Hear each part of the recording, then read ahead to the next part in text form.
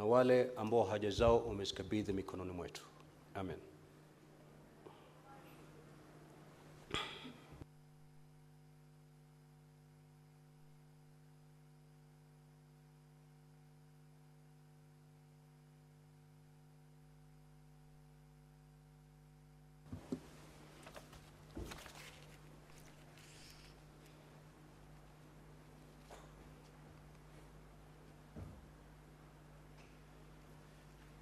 Clerk, do we have quorum?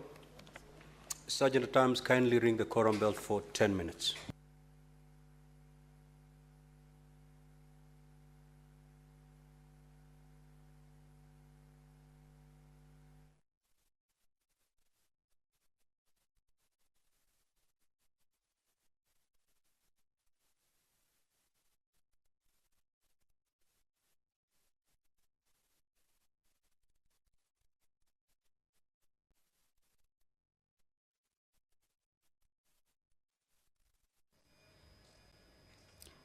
The prayer has been said and the chair taken. However, the House, as you can see, has not collated for it to be able to commence its business. At least 15 senators should be inside the chambers. But as you can see on your screens, barely 5 senators are in, or 10 senators.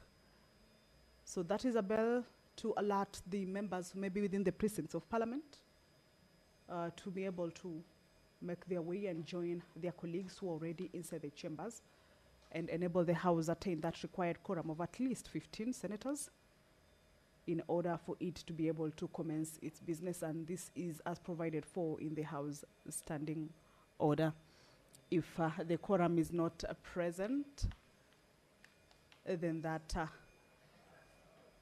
or rather if the quorum is not achieved at the end or at the lapse of the quorum bell, the House risks to be adjourned. However, we hope that the quorum will be achieved. I've seen Senator Dan Manzo, who has just also made his way into the chamber. And remember, the Sergeant at Arms as well as the clerks are keeping tabs with the members. Once that quorum is achieved, then the House will be called to order. And I will, without any further delay, hand these proceedings back to the House for your consideration. This afternoon, the Honorable Senator for Kiambu County, pursuant to provisions of Standing Order 53, paragraph 1, where senators seek statements from various standing committees on matters either of county, inter-county, national, regional, or even international concern, may be able to seek statements from various standing committees. This afternoon, the Honorable Senator for Kiambu County, Senator Karungo Thangwa, will seek a statement from the Standing Committee on Energy regarding electricity disconnections and state of operations at the Kenya Power and Lighting Company, commonly referred to as KPLC. The Honorable nominated Senator, Honorable Esther Okenyuri, will also seek a statement from the Standing Committee on Labor and Social Welfare regarding the poor enforcement of anti-human trafficking laws. More senators have just made their way into the chambers. Lamu Senator, Mandera Senator, as well as Kakamega Senator, Honorable Boni Halwale, who is also the majority whip. At this point, when the House is seeking to raise quorum, this is the point that the leadership or the whip also whips the members who have not made their way into the chambers to get to the chamber so that that quorum can be raised.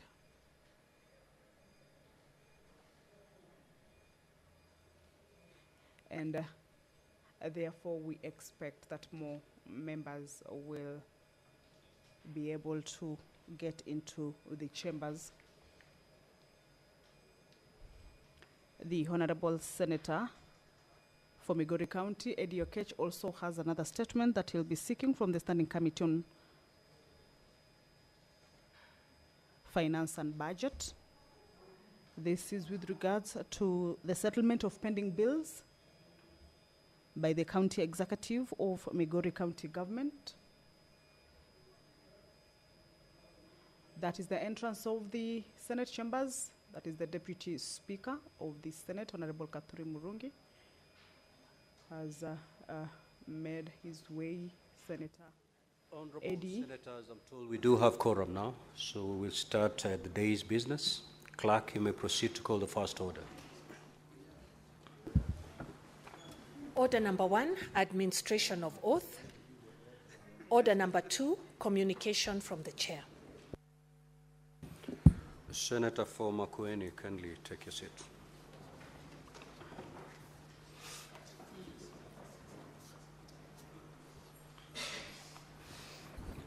Now, honorable senators, I would like to acknowledge the presence in the public gallery this afternoon, visiting students and teachers from Iwagi Comprehensive School and Karaguririo Comprehensive School, Nyeri County. The delegation comprises of 89 students and 12 teachers who are undertaking a study tour to the Senate at the invitation of the Senator for Nyeri County, Senator Wamatinga Wahome MP. Honorable senators, on behalf of the Senate and on my own behalf, I extend a warm welcome to them and wish them all the best during their visits. Also, I'd wish to acknowledge the presence in the Speaker's Gallery this afternoon, 7 young men and women who are undertaking an internship program in the Senate. Honorable senators, the objective of this program is to provide young people with first-hand experience in the legislative processes and to expose them to the intricate world of public policy and public service. I request each intern to stand when called out so that they may be acknowledged in the usual Senate tradition. Ms. Cynthia Waithera Geshimu,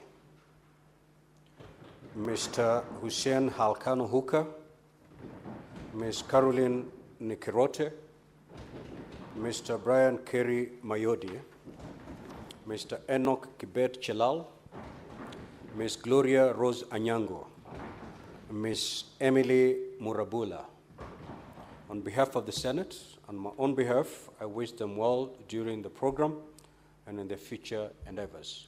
I will ask the Deputy Speaker under 1 minute to welcome the delegation, to welcome the interns to the Senate, and as Senator Fanyeri takes his seat, immediately the Deputy Speaker is done, you can, under 1 minute, extend a word of welcome to the delegation from Nyeri County, in that order.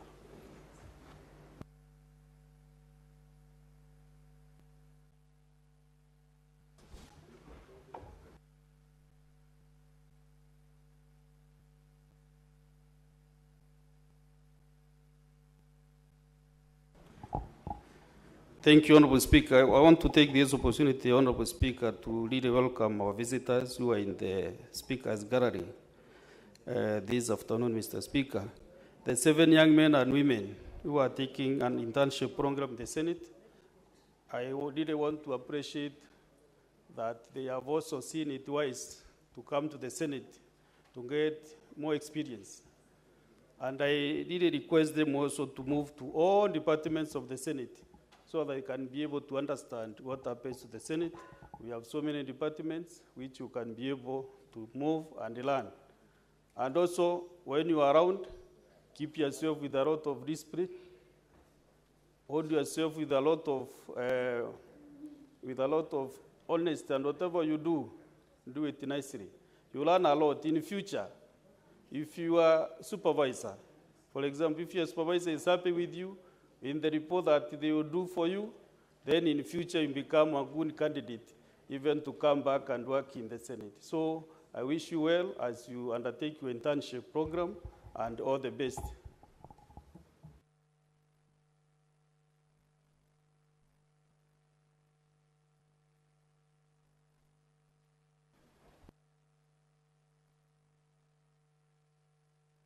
Give me the mic. Thank you very much, Mr. Speaker, sir, for giving me this opportunity to welcome students from Ihuagi Primary School in Nyeri County, Madera Sub-County, and Karagorerio School in Mukurweini. Indeed, Mr. Speaker, sir, it is in such a excursion, it's in such a outings and learning expeditions that kids get inspired. I do want to take this opportunity to welcome to the Senate.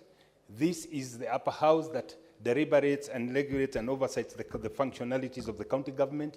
Indeed, I hope that your visit today will be an inspiration so that in the future you would want to join us as a Senate. And I want to tell you, it is your determination and hard work and sheer obedience that makes you become what you want to be. In this House, we are 67 senators from all the 47 counties, and we live like brothers and sisters, ensuring that we promote devolution because the future of this country depends on successful devolution. Once more, welcome to the Senate. Asante. Next order. Order number 3, messages. Order number 4, petitions. Order number 5, papers. The Senate Majority Leader.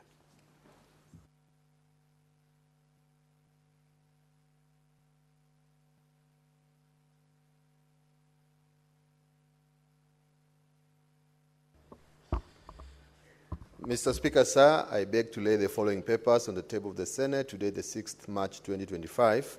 The Environmental Management and Coordination Control Substances Regulations, Legal Notice number 53 of 2025, Reports of the Auditor General on Financial Statements of Nyeri County for the year ended 30th June 2024, County Executive of Nyeri, County Assembly of Nyeri, County Revenue Fund, County Government of Nyeri, Receiver of Revenue, County Government of Nyeri, Nyeri Car Loan and Mortgage Scheme Members, Scheme Fund, Nyeri County Executive Car Loan and Mortgage Scheme Staff, Nyeri County Elimu Fund, Nyeri County Enterprise Development Fund, Nyeri County Climate Change Fund, the Kut Enterprises Company, County Government of Nyeri, Nyeri County Health Services, Nyeri County Referral Hospital, Karatina Sub-County Level 4 Hospital, County Government of Nyeri,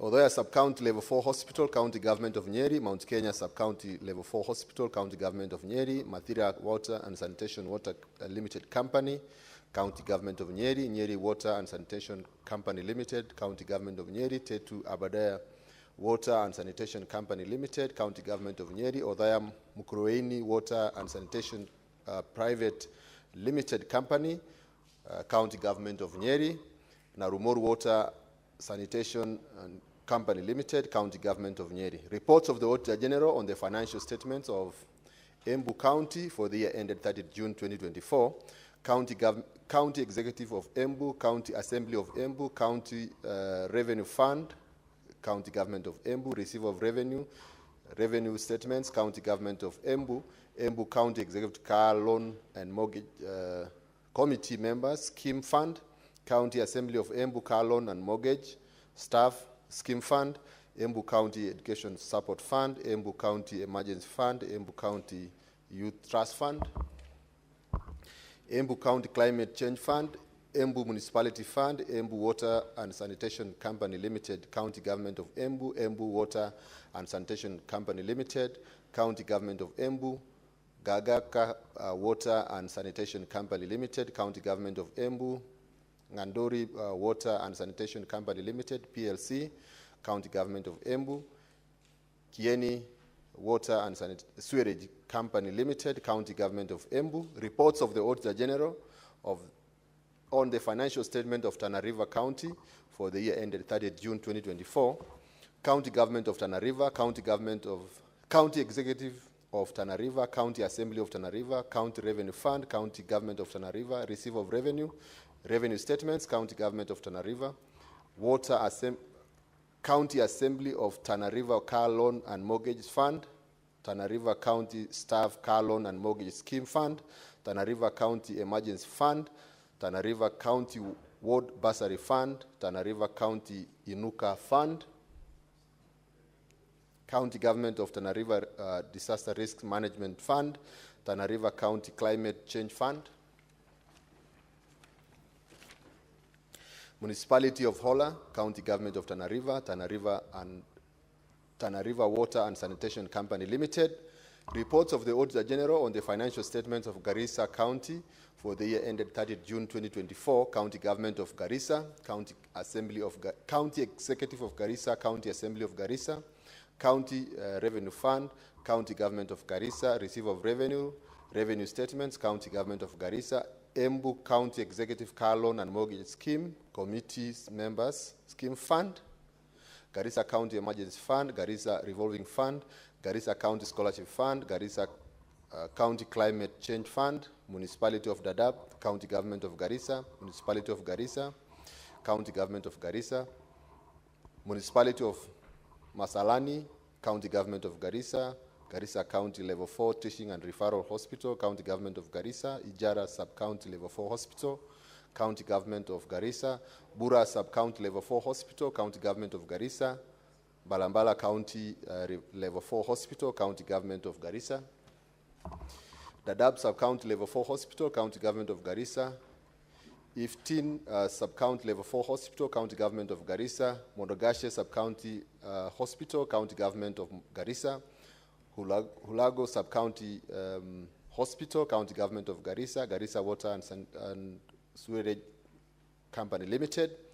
Reports of the Auditor General on the financial statements of Baringo County for the year ended 30th June 2024, Baringo County Climate Change Fund and Baringo County Climate Change Fund. Reports of the Auditor General on the financial statement of Kakamega County for the year ended 30th June 2024, County Executive of Kakamega, County Assembly of Kakamega, County Revenue Fund, County Government of Kakamega, Receive of Revenue, Revenue Statement, County Government of Kakamega, Kakamega County Assembly Loan and Mortgage Scheme Fund, Kakamega County Education Fund, Kakamega County Emergency Fund, Kakamega County Alcoholic Drinks and Drinks Control Fund, Kakamega County Small Scale Trade Development Fund, Kakamega County Agricultural Input Fund, Kakamega County Microfinance Corporation, Kakamega County Dairy Development Corporation, Kakamega County Investment and Development Agency, Kakamega County Climate Change Fund, Kakamega County Maternal Child Health and Family Planning Fund, Kakamega County Health Services Fund for the 14 months, Kakamega Municipality, Mumias Municipality, Kakamega County Water and Sanitation Company Limited, Kakamega County Rural Water and Sanitation Company Limited.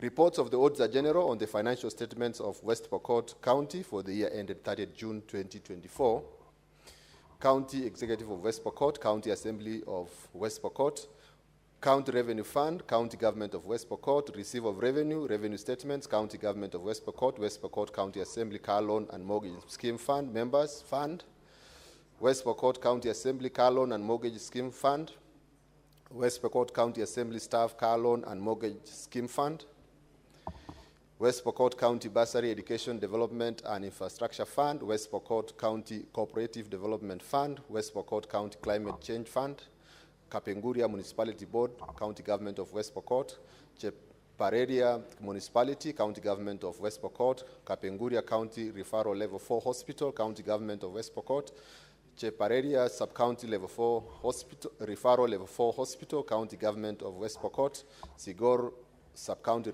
Referral Level 4 Hospital, County Government of West Pokot, Kapenguria Water and Sanitation Services Company Limited, County Government of West Pokot. Reports of the Auditor General on the financial statements of West Pokot County Climate Change Fund for the year ended 30th June 2023. Reports of the Auditor General on the financial statements of Trans Nzoia County for the year ended 30th June 2024, County Executive of Trans Nzoia, County Assembly of Trans Nzoia, County Revenue Fund, County Government of Trans Nzoia, Receive of Revenue, Revenue Statements, Trans Nzoia County Executive Car Loan and Mortgage Scheme Fund, County Public Service Board, County Elimu Bursary Fund, County Nawiri Fund,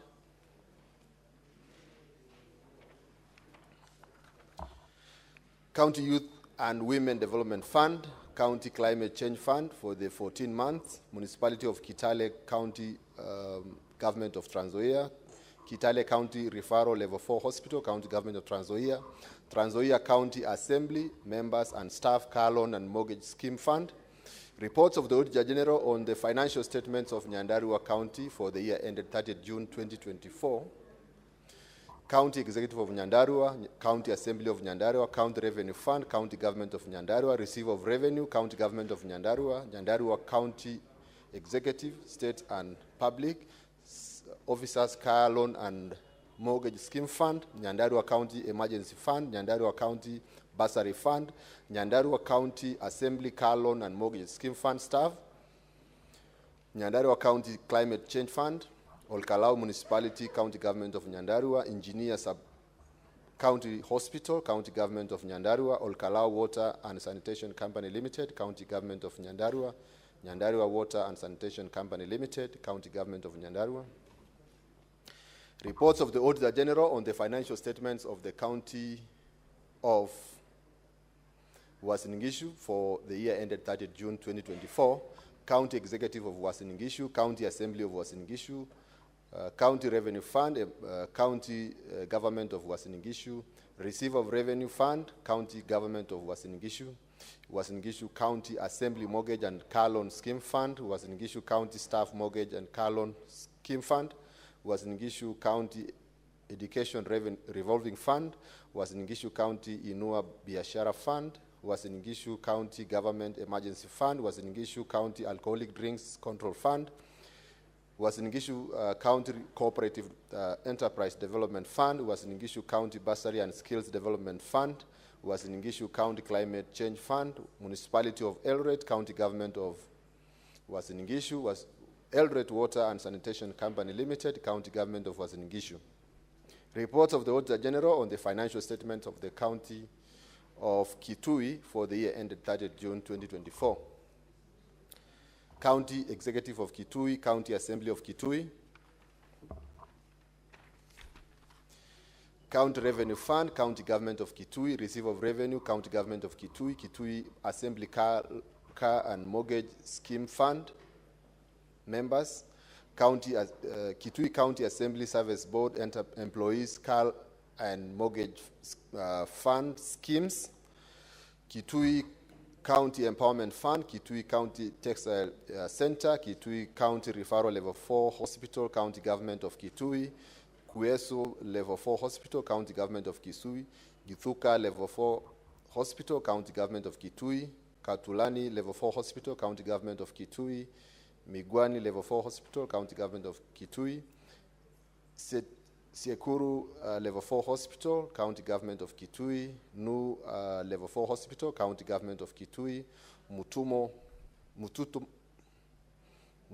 Level 4 Hospital, County Government of Kitui, Kayangi Level 4 Hospital, County Government of Kitui, Mwingi Level 4 Hospital, County Government of Kitui, Zombe Sub-County Hospital, County Government of Kitui, Igaga Sub-County Hospital, County Government of Kitui, Mutitu Sub-County Hospital, County Government of Kitui, Kawi Sub-County Hospital, County Government of Kitui, Kitui Water and Sanitation Company, Kiambere Water and Sanitation Company Limited. Reports of the Auditor General on the financial statement of Nandi County for the year ended 30th June 2024, County Executive of Nandi, County Assembly of Nandi, County Revenue Fund, County Government of Nandi, Receive of Revenue, Revenue Statements, County Government of Nandi, Nandi County Executive Car Loan and Mortgage Scheme Fund, Nandi County Assembly Scheme Fund, Nandi County Emergency Fund, Nandi County Education Fund, Nandi County Facilities Improvement Fund, Nandi County Alcoholic Drinks Control Fund, Nandi County Climate Change Fund, Kapsabet Municipality, County Government of Nandi, Kapsabet County Referral Hospital, County Government of Nandi, Nandi Hills Sub-County Hospital, County Government of Nandi, Metieti Sub-County Hospital, County Government of Nandi, Kapsabet Nandi Water and Sanitation Company Limited. Reports of the Auditor General on the financial statement of Narok County for the year ended 30th June 2024, County Executive of Narok, County Assembly of Narok, County Revenue Fund, County Government of Narok, Receive of Revenue, County Government of Narok, Narok County Assembly, Car Loan Grants and Mortgage Scheme Fund, Narok County Bursary Management Fund, Narok County Alcoholic Drinks and Regulation and Control Fund, Narok County Referral Level 4 Hospital, County Government of Narok, Narok Water and Sewerage Services Company Limited.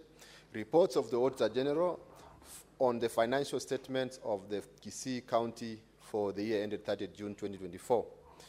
County Executive of Kisii, County Assembly of Kisii, Receiver of Revenue, County Government of Kisii, County Revenue Fund, County Government of Kisii, Kisii County Emergency Fund, Kisii County Loans and Mortgages Fund, Kisii County Assembly Members Loan and Mortgage Fund, Kisii County Alcoholic Drinks Control Fund, Kisii County Veterinary Services Development Fund, Kisii County Bursary Fund, Kisii County COVID-19 Emergency Fund, Kisii Demonstration Farm Fund, Kisii County Health Facilities Improvement Fund, Kisii County Climate Change Fund, Kisii Municipality County Government of Kisii, Kisii Teaching and Referral Hospital, Gusii Water and Sanitation Company Limited. Reports of the Auditor General on the financial statements of Mandera County for the year ended 30th June 2024, County Executive of Mandera, County Assembly of Mandera, County Revenue Fund, County Government of Mandera, Receiver of Revenue, County Government of Mandera, Mandera County Education Bursary Fund, Mandera County Climate Change Fund, Mandera Municipality, Elwak Municipality, Mandera County Referral Hospital, County Government of Mandera, Takaba Sub-County Referral Hospital, County Government of Mandera, Lafi Sub-County Level 4 Hospital, County Government of Mandera, Ramu Sub-County Level 4 Hospital, County Government of Mandera, Kutulo Sub-County Level 4 Hospital, County Government of Mandera, Banisa Sub-County Level 4 Hospital, County Government of Mandera.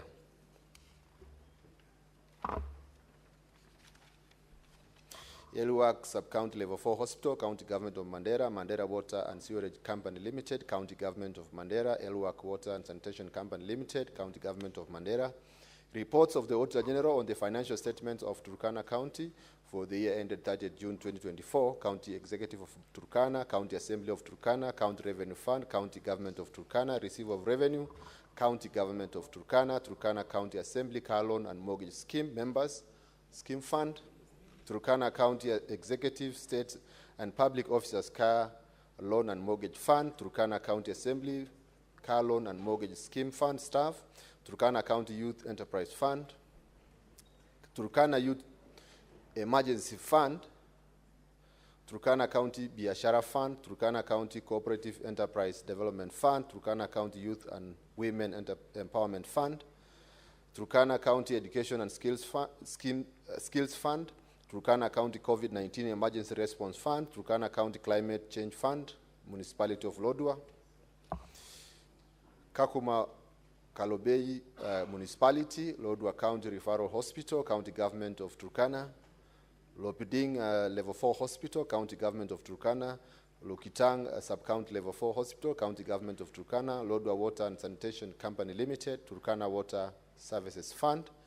Reports of the Auditor General on the financial statements of the County of Meru for the year ended 30th June 2024, County Executive of Meru, County Assembly of Meru, County Revenue Fund, County Government of Meru, Receiver of Revenue, Revenue Statements, County Government of Meru, Meru County Revenue Fund, Meru Staff Car Loan and Mortgage Scheme Fund, Meru County Executive Staff Housing Fund, County Assembly of Meru members, County Assembly of Meru members for members Car Loan and Housing Scheme Fund, Meru County Microfinance Corporation, Meru County Alcoholic Drinks Control Board, Meru County Investment Corporation, Meru Youth Services Fund, Meru County Climate Change Fund, Meru Water and Sewerage Services Company Limited, Meru County Rural Water and Sanitation Company Limited.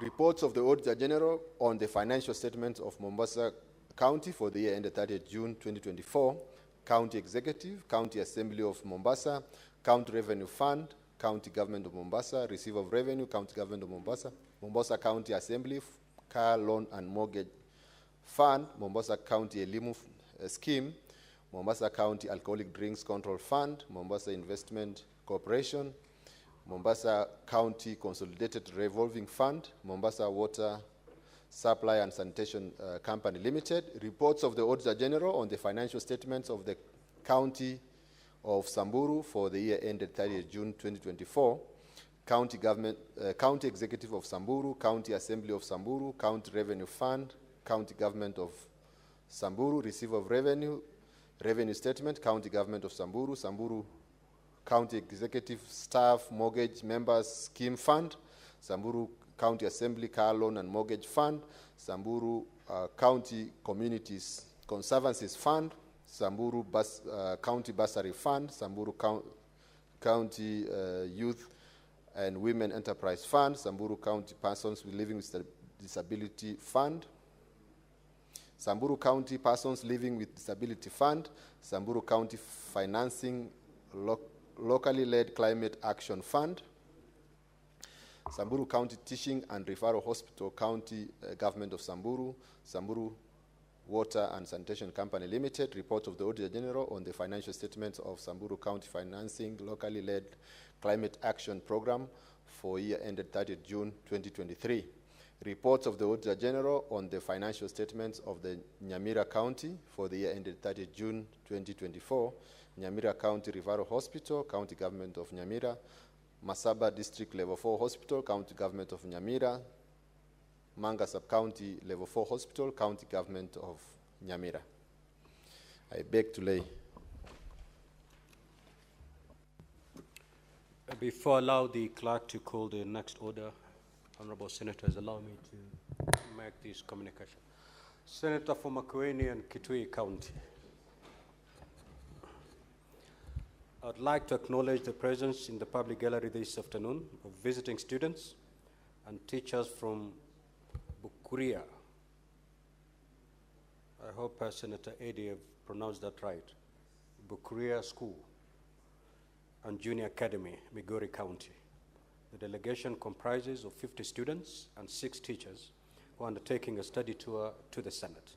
Honorable Senators, on behalf of the Senate and on my own behalf, I extend a warm welcome to the delegation and wish them all the best during their visits. I will allow the Senator for Migori County under 1 minute, Senator, to extend a word of welcome.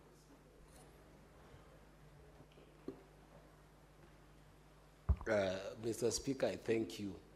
This is a very special group, definitely, Mr. Speaker. I know you're stressed under 1 minute, I'm going to keep it under 1 minute to welcome them to the Senate.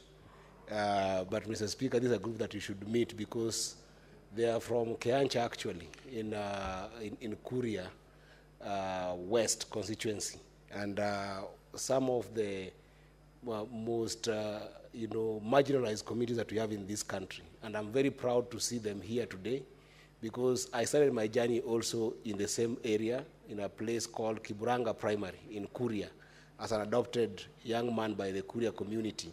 And today I'm here in the Senate courtesy of the journey that we have traveled. Sasa nawakaribisha, if you allow me, Mr. Speaker, nawakaribisha kwamba mkue katika hii Senate kwa usawa na siku moja pia nyinyi huenda mkawa pia maseneta na president wa hii country. Asante sana. Senator Eddie, I do want to rule out of order in front of your constituents. I'll allow you to get away with that. Next order. Order number 6, notices of motion. Order number 7, questions and statements. Statements pursuant to Standing Order 52-1. Honorable Senator Hezena.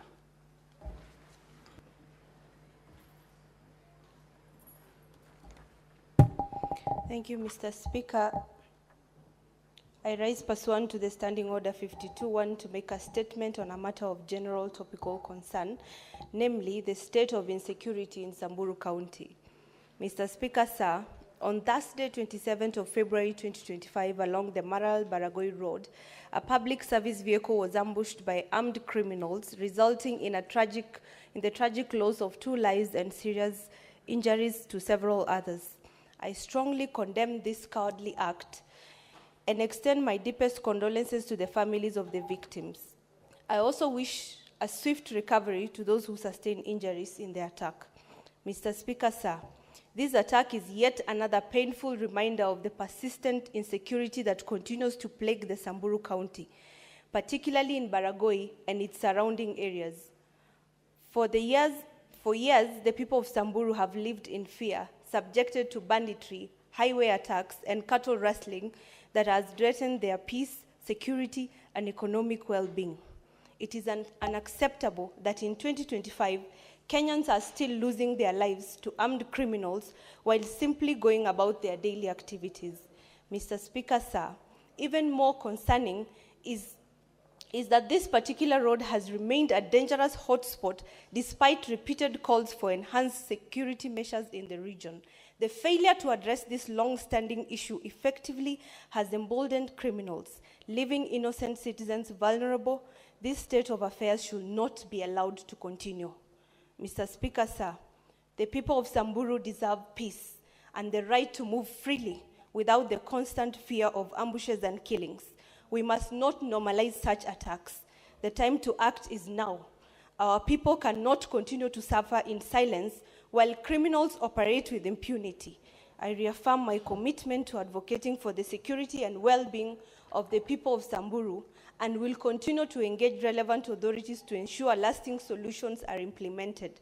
Mr. Speaker, sir, I therefore call upon the Ministry for Interior and National Administration, along with all relevant security agencies, to take immediate and decisive action to restore peace and stability in the region. Specifically, I urge the government to, 1, deploy additional security personnel along the Maralal-Baragoi Road to ensure safety of travelers and residents. 2, to strengthen intelligence operations to preempt and neutralize criminal elements before they strike.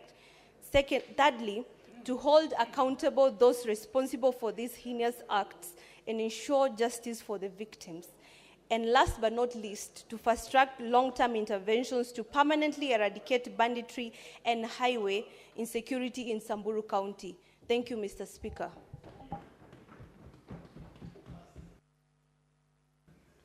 Honorable Senator Hamida Kibwana.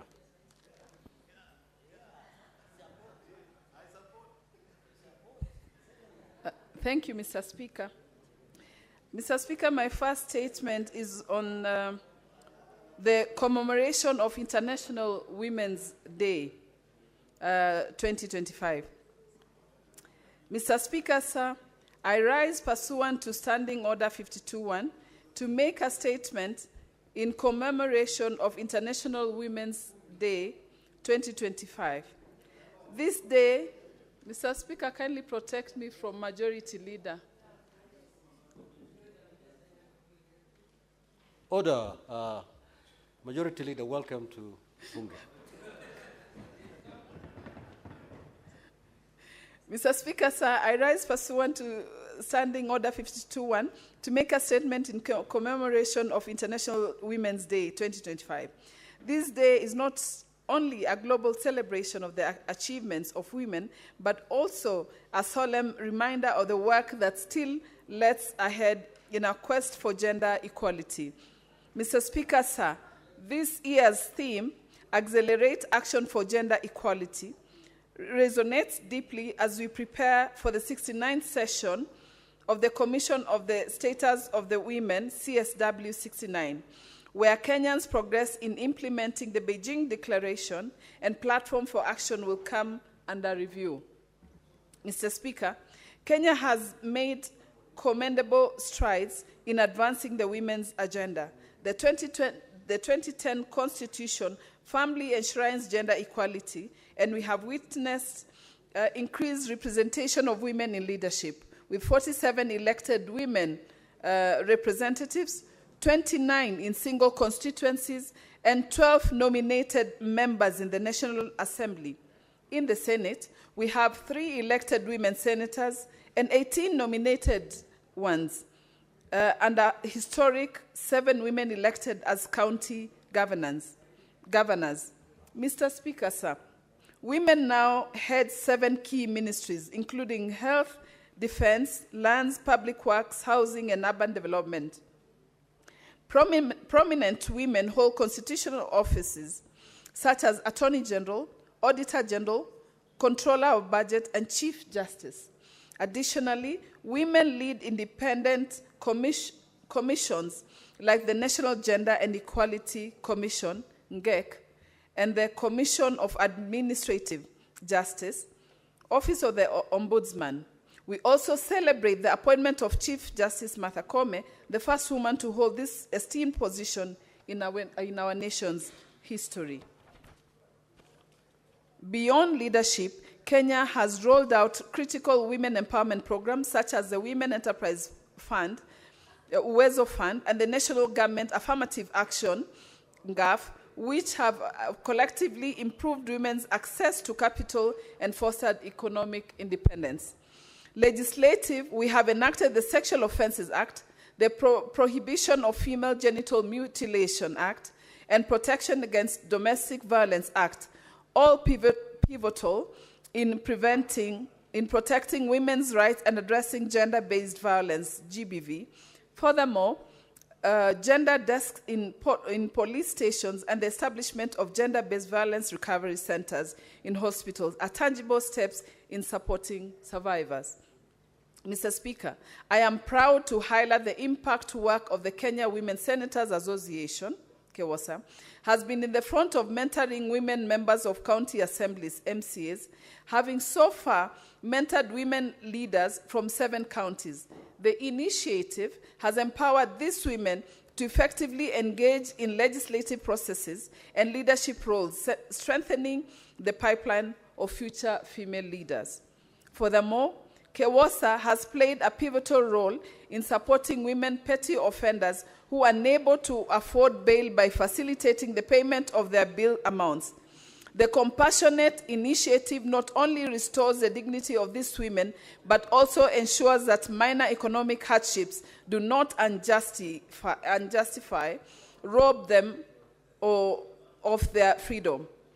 I extend my heartfelt appreciation to the women senators for their unwavering support and invaluable contributions to these programs. Their collective efforts have made a meaningful difference in advancing women's empowerment and gender equality across the nation. Mr. Speaker, sir, while we acknowledge these strides, we must also confront the persistent challenges. The two-thirds gender rule remains an unfulfilled constitutional requirement, and gender-based violence continues to rob women and girls of their dignity and safety. Economic disparities still limit women's access to land ownership and formal financial systems.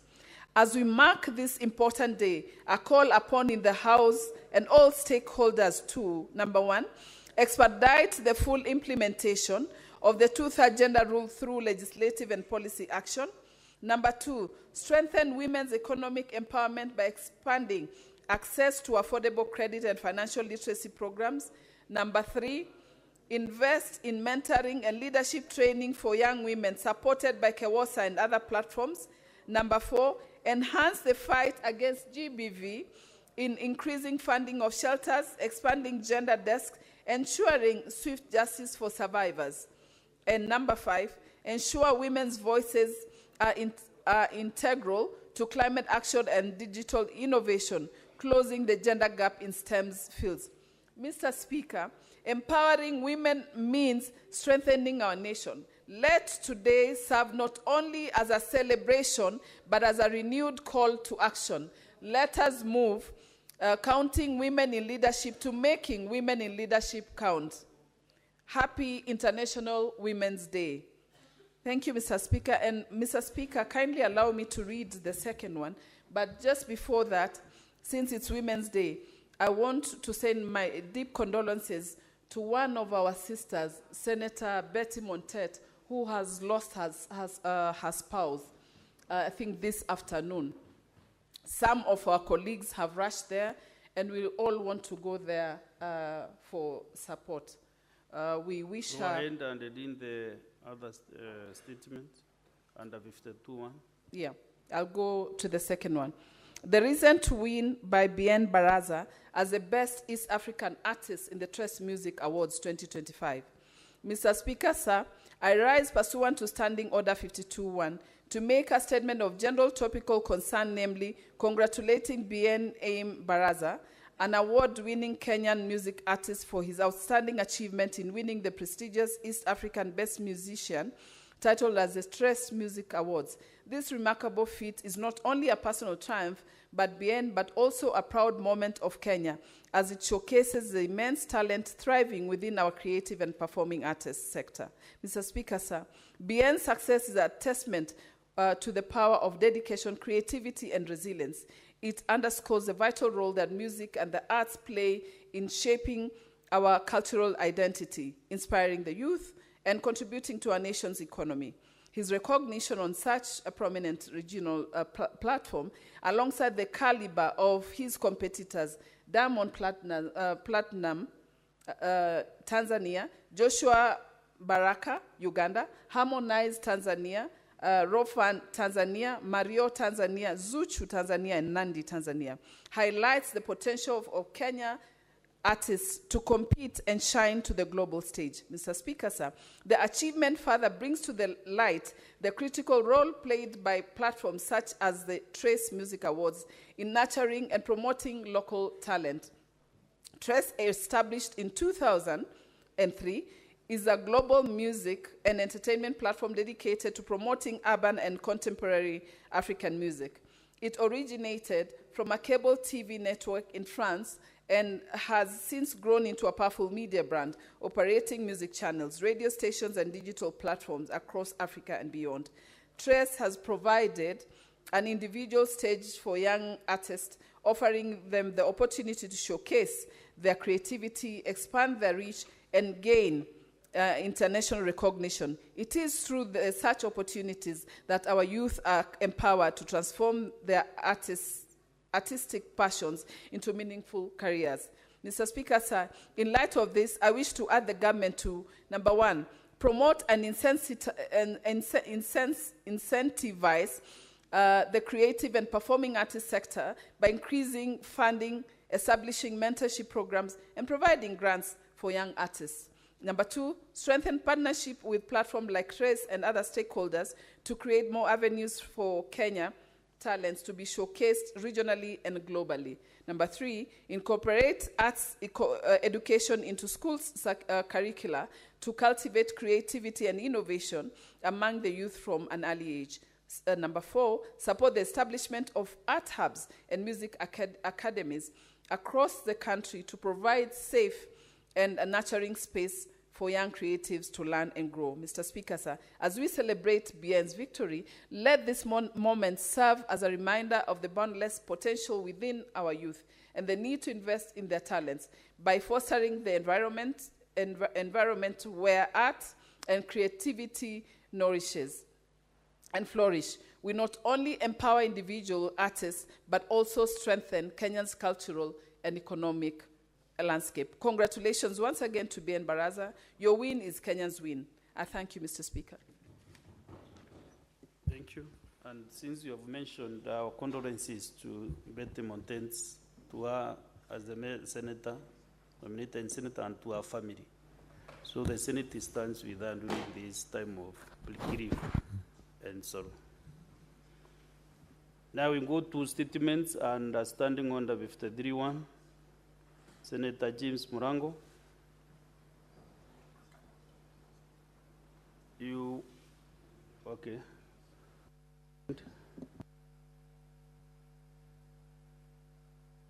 The two statements.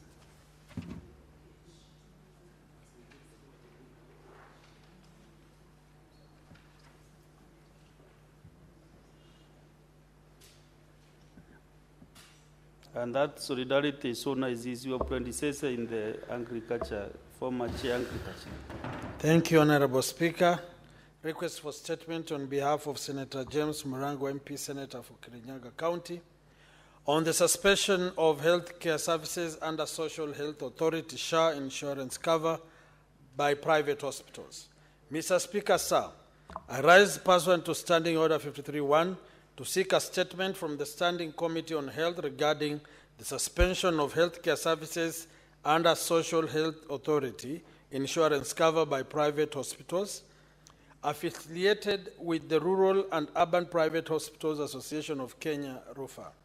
In the statement, the committee should, 1, state reasons for the suspension of healthcare services under the Social Health Authority (SHA) insurance cover by private hospitals affiliated to the Rural and Urban Private Hospitals Association of Kenya, explaining how this suspension affects access to healthcare services across the country. 2, explain any steps taken by the Ministry of Health to facilitate prompt resumption of normalcy in delivery of healthcare services in the affected facilities while the issues raised by RUFA are being addressed. And 3, outline the measures in place to facilitate the conclusive resolution of the issues raised by RUFA, as well as to prevent similar disruptions in future. Honorable Speaker, the second statement on the migration of Inua Jamii program beneficiaries to the e-Citizen M-Pesa payment platform. Mr. Speaker, sir, I rise pursuant to Standing Order 53.1 to seek a statement from the Standing Committee on Labor and Social Welfare regarding the challenges faced by beneficiaries of Inua Jamii program following migration to the e-Citizen M-Pesa payment platform. In the statement, the committee should, 1, provide a progress report on the migration of Inua Jamii program beneficiaries to the e-Citizen M-Pesa payment platform, particularly in Kirinyaga County. 2, outline the challenges encountered in the migration process and any actions taken to address them, stating what the Ministry of Labor and Social Protection is doing to ensure the new system is reconfigured to recognize identity card numbers held by many of the older citizens. And finally, 3, state whether the government has put in place measures to ensure that beneficiaries who are experiencing challenges migrating to the new system receive their benefits on time while the challenges are being addressed. Senator James Murango, MP, Senator for Kirinyaga County.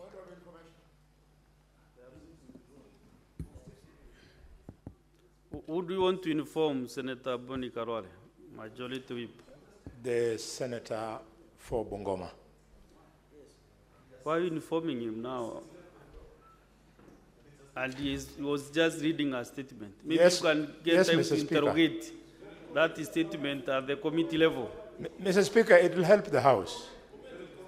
No, I do not want to comment on the statement. It will help the House.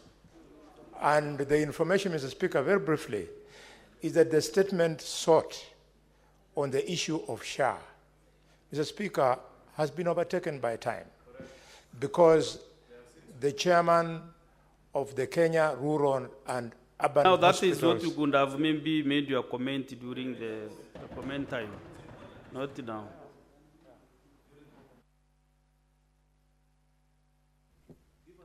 Senator Andy Okech, there are several still other statements. Sema Baba. Thank you, Mr. Speaker. Mr. Speaker, today the majority leader is in a very high spirit, which is very good. But Mr. Speaker, also just allow me, through your honor, to convey my deepest condolences to our colleague, Senator Montet. She has been an industrious member of this House and recently elected a chair of education. And the loss of the spouse is really a painful one, and we say sorry. Let me proceed to my statement. I will kind that maybe you'll create some time for that particular. Absolutely, that will be highly appreciated, Mr. Speaker. So that we can do some work. Then I will create some time for the condolences. Highly, thank you for your kindness, Mr. Speaker. That will be very, very highly appreciated. Mr. Speaker, this is a request of a statement on lack of transparency in the financial operations of the Migori County government. And Mr. Speaker, through your honor, I rise pursuant to Standing Order 53.1 to seek a statement from the Standing Committee on Finance and Budget regarding the lack of transparency in the financial operations of Migori County government. In the statement, Mr. Speaker, the committee should, 1, provide a comprehensive breakdown of the expenditure relating to the Kenya shillings 309,677,292 that was withdrawn by the County Executive of Migori following the approval of Exchequer requisition number MIG/REC/VOL7 bracket 131 dated 30th June 2023. Secondly, Mr. Speaker, in the statement, the committee should provide a detailed account of expenditure by the county government of Migori on bursaries in the year 2023-2024 financial year, including copies of receipts for each payment or acknowledgement letters from the receiving schools, colleges, and universities. And lastly, Mr. Speaker, on the same breath, the committee should explain the legal basis for the economic empowerment initiative undertaken by the Migori County government in February 2025, where Kenya shillings 40 million was distributed to 400 community groups across Migori County. Secondly, Mr. Speaker, in the same breath of Standing Order number 53-1, if you allow me, Mr. Speaker, I would wish to further a request of a statement on the settlement of pending bills by the County Executive of Migori County Government. Mr. Speaker, this follows a comprehensive visit together with the Finance and Budget Committee led by Senator Boni Alwale. And therefore, Mr. Speaker, I want to rise further, pursuant to this Standing Order number 53-1, to seek a statement from the Standing Committee of Finance and Budget and regarding the settlement of pending bills by the County Executive of Migori County. And in this statement, Mr. Speaker, the committee should, 1, explain how the Migori County government accumulated its pending bills, providing details on the procurement process, including documentation on the delivery and utilization of goods and services linked to these outstanding payments. Secondly, Mr. Speaker, state the amount of money set aside by the county government to settle pending bills during the year 2024-2025 financial year, including a detailed distribution of the amounts designated for each county department's pending bills. And lastly, Mr. Speaker, in the statement, the committee should provide a status update on the settlement of pending bills thus far, outlining the county's payment plan for outstanding balances insofar. I thank you, Mr. Speaker.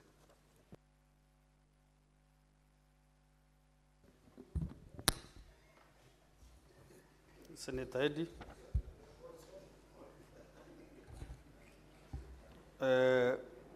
Honorable Senators, I want to make a communication on the visiting teachers and students from Sacho High School in Baringo County. Honorable Senators, I would like to acknowledge the presence in the public gallery this afternoon of visiting teachers and students from Sacho High School in Baringo County.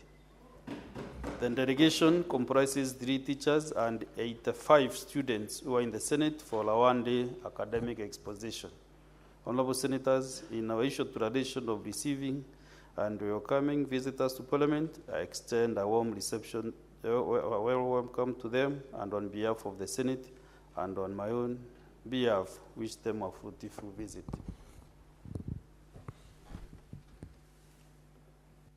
Senator Mutinda, why are you raising your hand up? Yes, you did. Okay, go ahead. 1 minute. Thank you, Mr. Speaker. I want to take this opportunity to welcome the great, smart students, and as we can be able to see, and to really encourage you to pursue further. Education has no limit.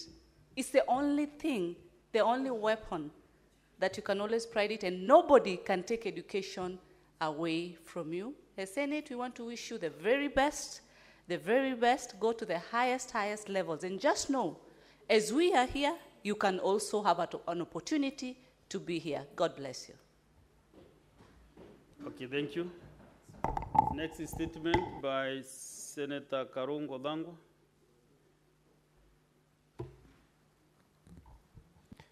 Thank you very much, Mr. Speaker, for giving me this opportunity to also request for a statement on the issue of electricity disconnections in the counties, Mr. Speaker. Mr. Speaker, I rise pursuant to the Standing Order 53.1 to seek a statement from the Standing Committee on Energy regarding the continued disconnection of electricity by the Kenya Power and Lighting Company, Kenya Power, and its overall engagement with the county governments and individual consumers. In the statement, the committee should, 1, state the legal and procedural framework governing electricity disconnections, providing a list of counties and essential service institutions, such as hospitals, that have faced power cuts from the year 2022 to date, and outline measures to ensure that critical public institutions are not affected by the unwarranted disconnections. 2, state the amount in electricity bills owed by county governments, particularly Nairobi, Mombasa, and Kiambu, which are reported to have the highest outstanding balances, and indicate whether Kenya Power has issued or intends to issue disconnection notices to these counties. 3, disclose the extent of individual consumer disconnections that have been affected from 2022 to date, stating the number of Kenyans who have had their power disconnected, and provide information on consumer complaints regarding business losses and damage to electrical appliances due to abrupt disconnections. And 4, outline any compensation mechanisms available to be affected consumers and the steps Kenya Power is taking to ensure fair and transparent engagement with the public and individuals and the county governments. Mr. Speaker, I request. Thank you. Next statement by Senator Esther Okenyuri. Senator Chalagay, were you given instructions to do that? Yeah?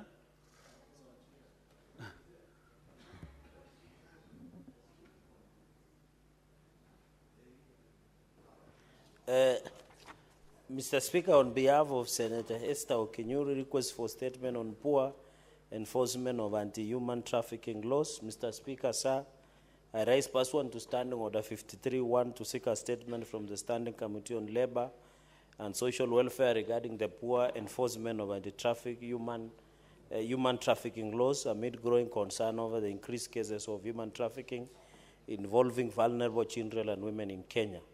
In the statement, the committee should, 1, provide a detailed report on the measures in place to protect homeless mothers and their infants from abductions, stating the steps taken to investigate reported cases of baby snatching on the streets of Nairobi and other urban centers. Number 2, Mr. Speaker, indicate the mechanisms the government has implemented to ensure prompt reporting, tracking, and recovery of trafficked children, and highlight the successes recorded since implementation. Number 3, Speaker, sir, outline measures the government has undertaken to ensure full enforcement of adoption laws. Number 4, provide data on child trafficking cases and reported illegal adoptions, detailing the number of cases investigated, reversed, and the perpetrators prosecuted in the last 5 years. Number 5, disclose the loopholes in the civil registration process that allow traffickers to illegally obtain birth notifications and certificate documents, and state corrective actions being taken. And finally, Mr. Speaker, sir, outline the measures being implemented to enhance security in birth registration centers on behalf of Senator Esther Okenyuri, MP, nominated senator. I thank you, Mr. Speaker. Last but not the least is a statement by Senator Jackson Mandago.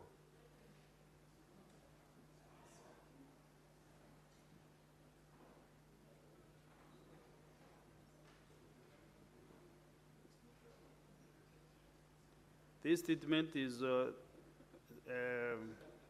directed to the Standing Committee on Agriculture, Livestock and Fisheries regarding the status of purchase of wheat from Kenyan farmers. Is it yesterday that I heard this statement? And the Speaker gave some direction about the comments. What happened, Majority Leader?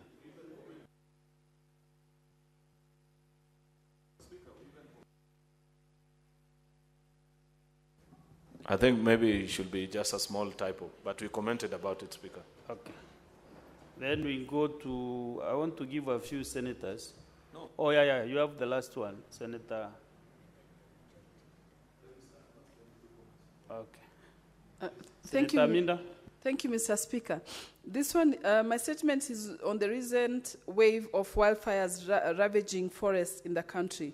Mr. Speaker, sir, I rise pursuant to Standing Order 53.1 to seek a statement from the Standing Committee of Land, Environment and Natural Resources regarding the recent wave of wildfires that have ravaged various forest reserves and national parks across the country, including the Aberdares, Isiolo, Nairobi Park, the Meru Forest, and Mount Kenya Forest.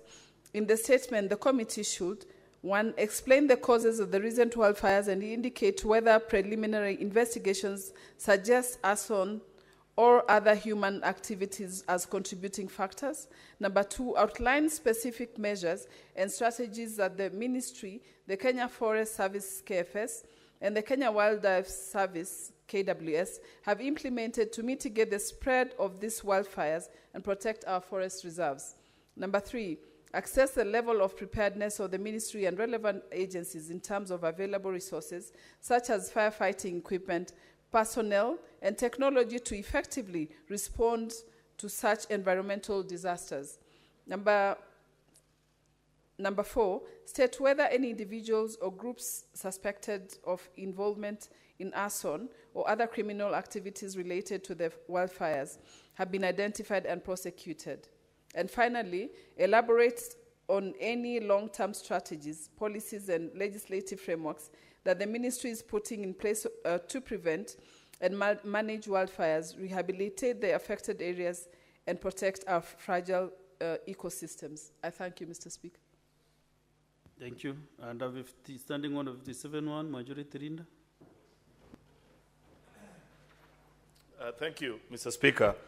Mr. Speaker, I rise pursuant to Standing Order number 57.1 to hereby present the business for the week that commences Tuesday, the 11th of March 2025. Mr. Speaker, sir, before I make this presentation, allow me to give the status of legislative business pending before the Senate. Mr. Speaker, there are 55 bills, of which 43 are at the second reading stage and 12 are at the committee of the whole. 31 motions are pending conclusion, 25 petitions are pending conclusions, out of which 17 are due for reporting by the respective standing committees, and 523 statements pursuant to Standing Order number 53.1 are pending conclusion. Mr. Speaker, sir, on Tuesday, the 11th of March 2025, the Senate Business Committee will meet to consider the business for the week. The tentative business for that day will include business not concluded from today's order paper, as well as the business indicated in the notice paper. The tentative business for morning sittings on Wednesday, 12th of March, will include schedule of questions to the various cabinet secretaries, as well as business that will have been approved by SBC on Tuesday, and motions as well. There are questions to the Cabinet Secretary for Defense by Professor Tom Ojienda, Senator Eddie Okech, Senator Tom Ojienda to the CS for Defense.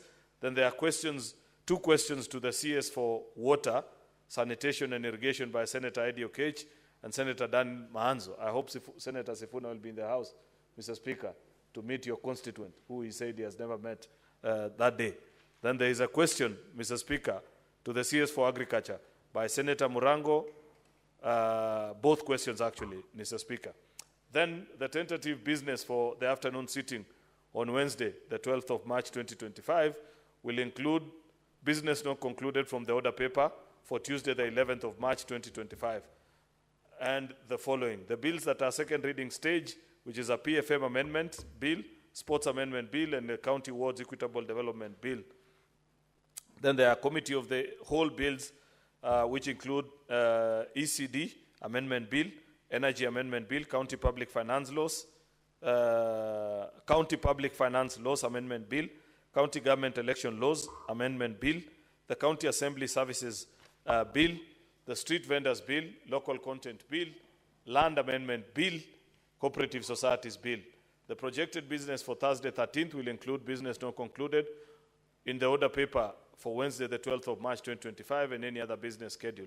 Mr. Speaker, it's worth noting to the House that since we resumed this session, we have never voted for any business beyond a voice vote. So I want to urge colleagues senators that I know you're busy with a lot of committee sittings and other business beyond the voting, but it is equally important to vote and pass legislation. Mr. Speaker, I hope that next week we shall raise the requisite numbers to conclude all these businesses that I've read, some of which are bills that date back to, I think, as early as 2015, if I may recall. The first time I heard of this local content bill, Mr. Speaker, was 2015 in this House, and it's still in our order paper. It's gone full circle. I really wish we can conclude because it's an extremely important bill that will help our county governments, Mr. Speaker, to earn revenue from explorative activities within their counties and so many other things. Therefore, Mr. Speaker, I want to urge colleagues that next week let us find time to be present in the House and to conclude on this business. I thank you, Mr. Speaker, and lay this statement on the table of the Senate today. Thank you. Thank you, Majority Leader. We now go to brief comments for the next almost 15 minutes. Senator Sifuna Edwin. Thank you, Honorable Speaker. I could sense some anxiety on the part of the Majority Whip when the statement by the Kirinyaga Senator Murango was being read. It is as though he didn't want us to have opportunity to speak about the Social Health Authority issues, Honorable Speaker, because the chairperson of that Rural Hospitals, Private Hospital Association, is a young man I schooled with. He's called Lishenga. He was my candidate for Senate in Kakamega under the ODM ticket. And he has done a fantastic job representing those rural hospitals, Honorable Speaker, and he has informed me that although they have suspended hostilities for now, there are issues that still abound. Honorable Speaker, we at the County Public Accounts Committee had the opportunity to sit with the Auditor General on Tuesday when she appeared before our committee, and this is a matter of great national interest, so that colleagues should not appear to want to gag members when they are discussing a matter that is in the public domain. Honorable Speaker, one of the issues that, some of the issues that emerged from the meeting with the Auditor General is that there are a lot of questions to be asked about the way that we have rolled out the social health insurance scheme. Honorable Speaker, she has singled out a few issues, and I want to mention them. Number one, being unbudgeted procurement and competitive procurement. Very many things, including unfavorable clauses to the people of Kenya. I heard the President, I think he was speaking in Malava, saying that in this procurement, there were no public resources used. I don't know how the President defines public resources, because, Honorable Speaker, the Auditor General has flagged that in that contract for the digital system, the owner of the system, who is not even the government, is a private consortium, takes 2.5% of my monthly contribution. Every time I pay my 32,000, that digital systems operator gets 2.5%. Then they get 5% on claims to hospitals. This is something that does not make any sense to me, Honorable Speaker. Why are claims being subjected to 5% deduction from the system operator? Then there is something called track and trace that they charge 1.5%. They are unconscionable contract terms, and we have to speak about these issues without appearing like, we are witch hunting or anything. So I want to assure the President that Sifuna's money is also defined as public money. My money is also public money because I'm making a contribution. All of us are making a contribution. And if the system operator is getting money from there, it means, therefore, that these 104 billion shillings that we are using to procure this system is actually public money. So, Honorable Speaker, the Auditor General made a suggestion to the House. Unfortunately, I'm no longer a member of the Senate Business Committee, but I think it is something that would be helpful to all of us as a House. She said that she needs to be allowed to also speak to Parliament in what she called a state of accountability address. Let her come before this House, Honorable Speaker, and tell us the state of accountability in the country, because it will cut across all these issues on matters that are devolved and our individual counties, because there are problems all over the place. And Honorable Speaker, although she tried to run away, we tried to tell her that, in fact, the Audit Act gives her powers to make recommendations that bind the hands of other institutions in the accountability ecosystem. Because according to her, she says that it is now the responsibility of Parliament, after she has said that there were 4 material breaches of the law in the procurement of the system for SHA, that it is now up to us to make recommendations. But the Audit Act also asks her to make recommendations. If they are saying that Parliament is the weak link in the accountability ecosystem, that we can be compromised, or that somehow her recommendations never see the light of day, let her tie Parliament's hands by saying, in these 4 breaches of the law in procurement of this system, the following officers at SHA are responsible. The following PSs, the following cabinet secretaries should be held to account. And that way, if we as a House want to change her recommendation, we will be the ones to explain to the public why we are letting thieves go. I thank you, Honorable Speaker. Senator Sifuna, you have really enjoyed 5 minutes out of 15 that are provided for statements this afternoon. So I think I did not give the time allocation when we started, but any other senator should take just 2 minutes to make a brief comment. Not to debate about the statement, just a brief comment.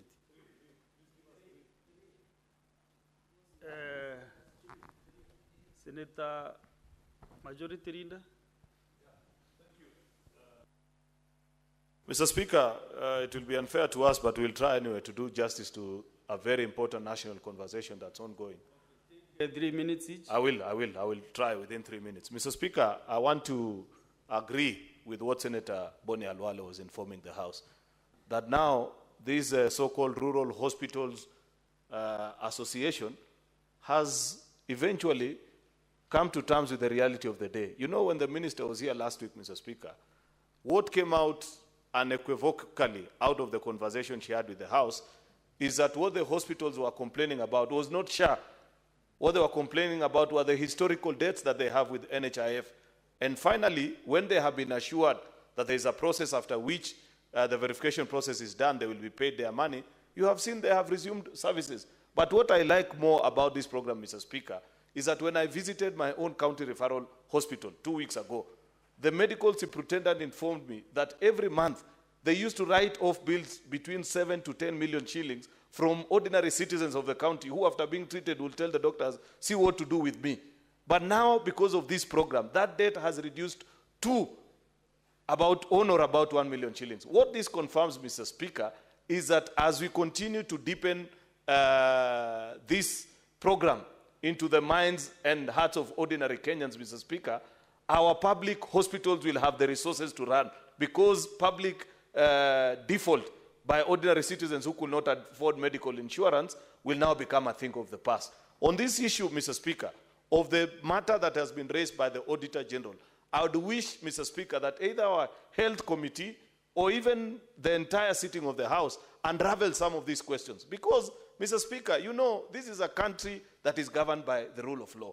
It will be important for citizens to know whether what is being alleged is actually true or false. Because I have read that particular report that Senator Sifuna is referring to. And there are certain questions that I want to have also with the Auditor General on how she arrived on some of these fundings. For example, Section 559.2 of her reports, she faults and says that the procurement method that was used was a breach of the law. Yet, Section 114 of Public Procurement and Disposal Act provides for specially procured goods and services in this country, Mr. Speaker. This is not the first time that government is using this mode, Mr. Speaker, of procuring goods and services. So it will be important for us to tell us whether, at what point did she declare this breach, Mr. Speaker, and why does she feel that certain sections of the law cannot be applied, Mr. Speaker? Yet, to the best of my recollection, this section of the law has not been injuncted by any court. It is part of the law that is still active and being used in court. Section 559 of her report, point 1, Mr. Speaker, on why this was not captured in the 2022-2023 budget review framework, Mr. Speaker. It will also be important to know from the ministry. I don't know what explanation they would have, but I suspect that 2022-2023, being a transition year from another administration to a new one, we could not have implemented the priorities of another administration, Mr. Speaker. And I believe that subsequently, there must have been a budget process through which all these were addressed. So, Mr. Speaker, so that we don't appear as if we are a house that sanitizes illegality, I want that. Sorry, Clerk, to be fair, let the board leadership enjoy the 5 minutes.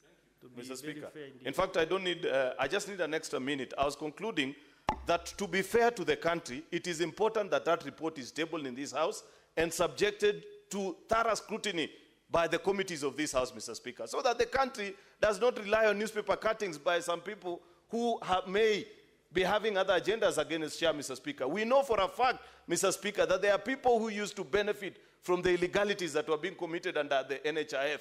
You think they will sit pretty, Mr. Speaker, and watch this program being rolled out? At every turn and opportunity, they will hire people to speak to them. They will incite the media against this particular program. That is why I want that report of the Auditor General tabled before this House. I want the competent committees to go after the 4 breaches that the Auditor General has highlighted. Final thing, Mr. Speaker, is on this issue of the cost of this particular system. It is important for it to be tabled so that Kenyans can know this tabulation of 104 billion. What exactly does it entail? Because I have seen even very educated people, Mr. Speaker, imagining that the government procured a software for 100 billion Kenya shillings, Mr. Speaker, which I know for a fact that that cannot be accurate. I want the list and the tabulation of all the items that eventually tabulates to 104 billion shillings, Mr. Speaker, so that we are able to tell, out of these items, what is it that has been charged beyond the market price, Mr. Speaker, so that eventually, as a House, nobody will say that we sanctioned an illegality when we passed the 4 laws that set up universal health care in our country. I thank you, Mr. Speaker. Very well. Senator Ososi Bonfli. Mr. Speaker, I think a lot has been said about systems. For example, there is a statement on the issue of migration of Inua Jamii to e-citizen. And then you have heard clearly Senator Sifuna raising a matter on the share system. Mr. Speaker, I think one of the biggest problems in this country is that we have laws which we don't implement. Mr. Speaker, I'm talking as an IT expert and as one of the people who worked so hard to bring in place the Computer Misuse and Cybercrime Act. And in that law, it is very clear that big systems supporting the government must be licensed as a critical information infrastructure system. And the best practice globally is that such systems should not be operated by private individuals. That's the global practice. And such systems must be cost effective. I think one of the things that we need to look at moving forward as a House is to go back to that law and come up with the regulations on how systems that support the public sector or the government are defined in line with the Computer Misuse and Cybercrime Act. That way, we'll be able to avoid all these challenges we are talking about, operational issues, cost issues of this system. Mr. Speaker, this is something that I want, on behalf of this House, to be given the privilege to guide this House on that, how that should be done, because it has been done in other countries as well. Mr. Speaker, the second issue is the issue of the pending bills. Mr. Speaker, I've sat in this House, and almost every day, every senator is bringing the matter of pending bill in his county. We have even had a motion passed by this House, brought by Senator Ladama, on the issue of the pending bills. But why are we not making progress, Mr. Speaker? Why are we not making progress as a Senate on this matter? I therefore want to ask the Finance Committee that we need to deal with this matter of pending bills with finality. Because our people, our contractors in the counties are suffering. And we are coming here just discussing, asking governors to appear before us, and nothing happens. It's like the institutions in our counties are not being managed by us. So, Mr. Speaker, I want to request that if the Finance Committee is not able to resolve this issue,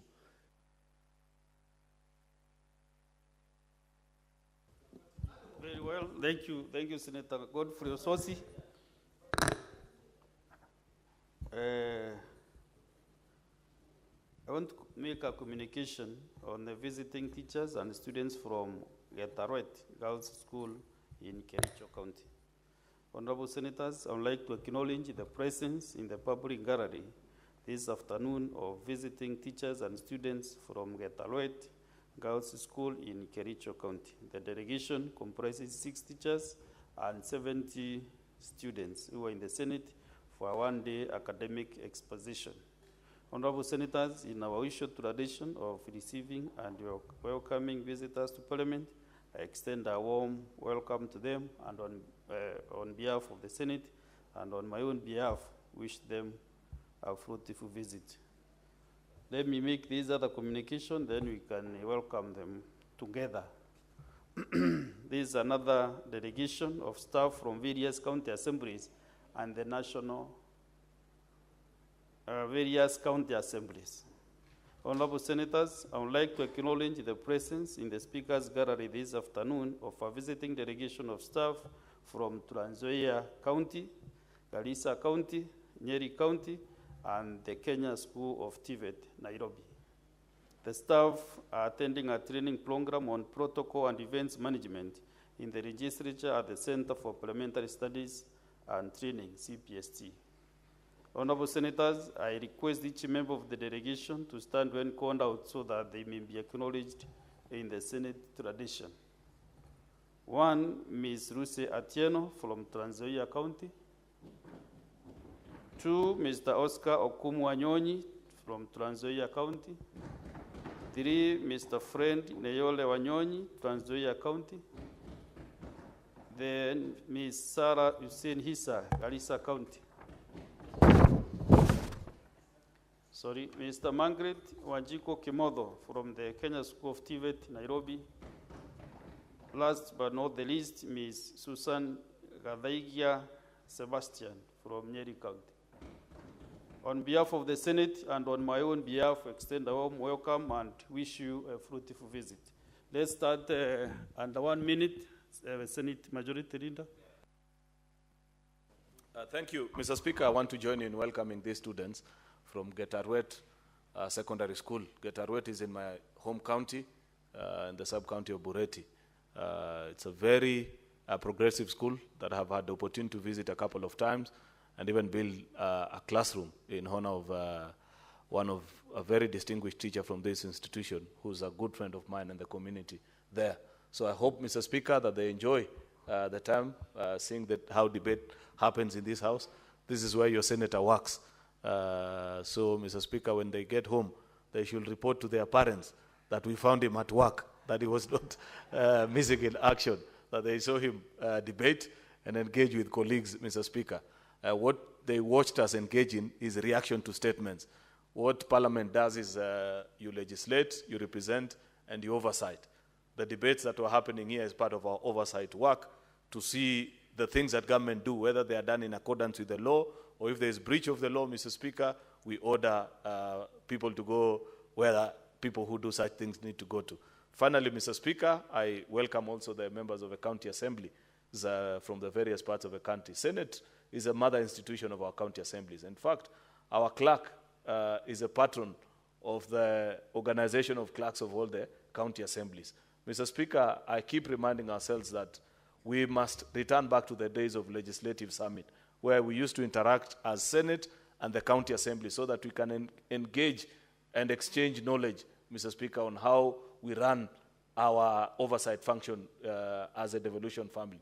Therefore, I hope this staff, Mr. Speaker, have interacted with the extremely competent staff of the Senate and get to learn and leave Nairobi better than they were when they arrived in this institution. I thank you, Mr. Speaker.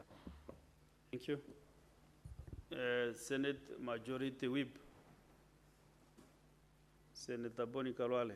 You want to make a comment on the statements? On the statements? On yes, the yes. statements. Mr. Speaker. 3 minutes. You said 5 minutes for the leadership. No. Mr. Speaker, one from either side. So is the deputy now whip? You are eating into 3 minutes. Can you kindly Mr. Speaker, sir, yourself? Mr. Speaker, sir, the Honorable Sifuna is a deputy whip. Presenting the minority side of the Senate. He's the only leader around this afternoon. But think about it all the same. Mr. Speaker, the issue of SHA. Number one, if people who don't like SHA must fight SHA, they should fight it with facts.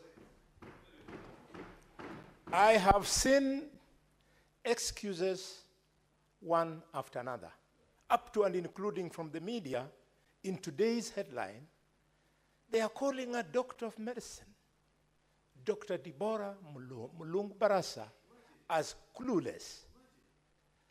A girl who scored a straight A, went to the School of Medicine at the University of Nairobi, qualified without being referred in a single subject, went on and specialized in internal medicine, and you call her clueless? If people don't think that members of certain communities deserve being in government, they should say it. The purpose of the broad-based government could not possibly have been, Mr. Speaker, that you age out Mulongo. We want Mulongo to be respected, to be allowed to work. Number two, I am one of the leaders in this country who has expressed my reservations about SHA.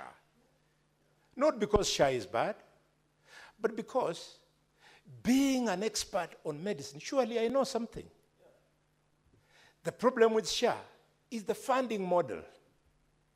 Nowhere in the world, Mr. Speaker, can you roll out universal health care for the Republic using private members' contributions only. The leadership of this country, we must help the government to see the positive side of SHA, and we improve on its proposal without looking like when you speak to it, you are anti-government. Mr. Speaker, in the United Kingdom, where universal health care is successful, funding is from three limbs. One, funding from members' contributions, the way Sifuna has explained. Two, funding from injection from the national treasury, the exchequer. And three, out of pocket. Mr. Speaker, we must put the national government as parliament under pressure so that the 134.5 billion shillings, give me a second. Give the Daktari 1 more minute. Thank you. Mr. Speaker, so that the 134.5 billion shillings that remains here at Afya House when health is fully devolved, left at Afya House to be abused, that money, either 50% or 60%, should be rolled into SHA, SHIF. Mr. Speaker, if we don't do this, then the women today who are in the maternity ward in Provincial General Hospital, Kakamega, they are there today. They have been imprisoned because they did not clear the bills. Their husbands are screaming. They are in my home every morning. They are saying, my wife has been arrested after giving birth, and yet the last time when she gave birth, I walked in with an NHF card, and I was given my wife and the child. Those are the people who voted for me. And those are the people I will speak for. Those are the people who deserve representation, not you rich people. Every time I see people say, oh, accept this going on because me, I make a contribution of, I don't know, 27, 36. That is not the point. The point is the people who vote for us, the parents of the children who did the gallery, Mr. Speaker, this afternoon. Because I know most of you, you are not any different from these people whose wives have been arrested in the province of Kakamega. Even you are lucky if your mother had delivered you in hospital, she would have been arrested. You were delivered in a banana plantation like myself. That is how serious it is, Mr. Speaker. And SHA must more be... than 1 minute that I give Yes. Senator. Mr. Speaker, in conclusion, SHA must be properly thought through. The government made an error in trying to roll out a very good thing without proper piloting, Mr. Speaker. Must be now concluding the statements. I can see the Senator Manzo is not ready. Then I give Senator Chalage. Mr. Speaker, just on the issue of Social Health Authority, I want to caution the Office of the Auditor General, while under Article 229, the Office of the Auditor General is very critical in auditing. And I am the biggest champion of transparency agencies in the country. But Mr. Speaker, we should not allow the Auditor General to sensationalize a very critical and important government program. And therefore, and media also has been part of this wider scheme, Mr. Speaker, of centralizing stories. Yet under Article 229, sub-Article 8, Parliament has a role, Mr. Speaker. We need to consider these reports.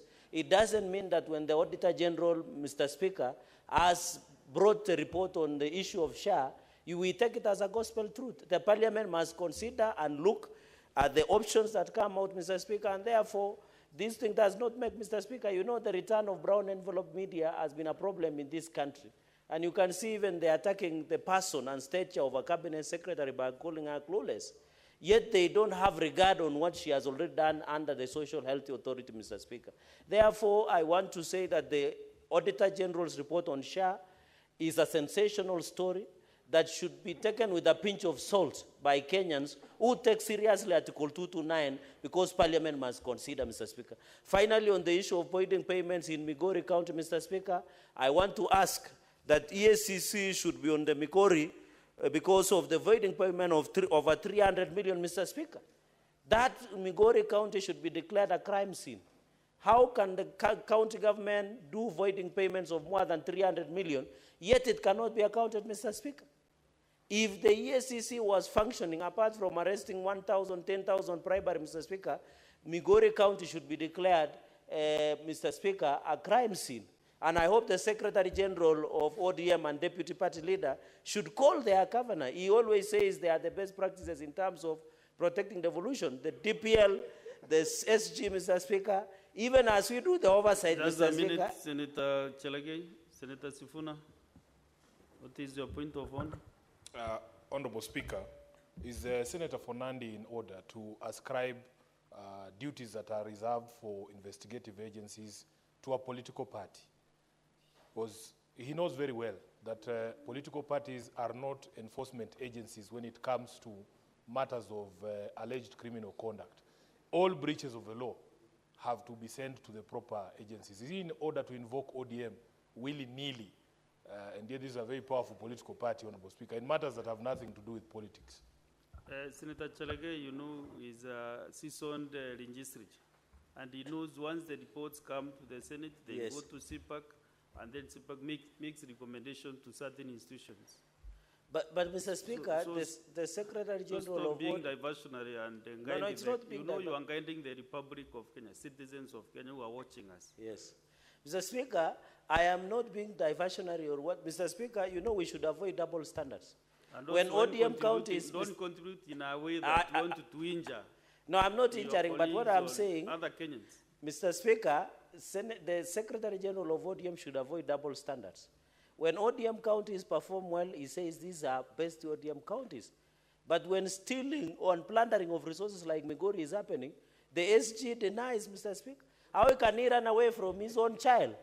ODM, Mr. Speaker, but I'm saying as a party also you have a role to bring order and discipline, because I don't believe ODM is a party that allows corruption to thrive in their own counties that they run, Mr. Speaker. So in as much as, Mr. Speaker, in conclusion, I agree that the CPAC and PIC, Mr. Speaker, must cease this matter, and therefore I support. Next is the Senator Tabitha Mutinda.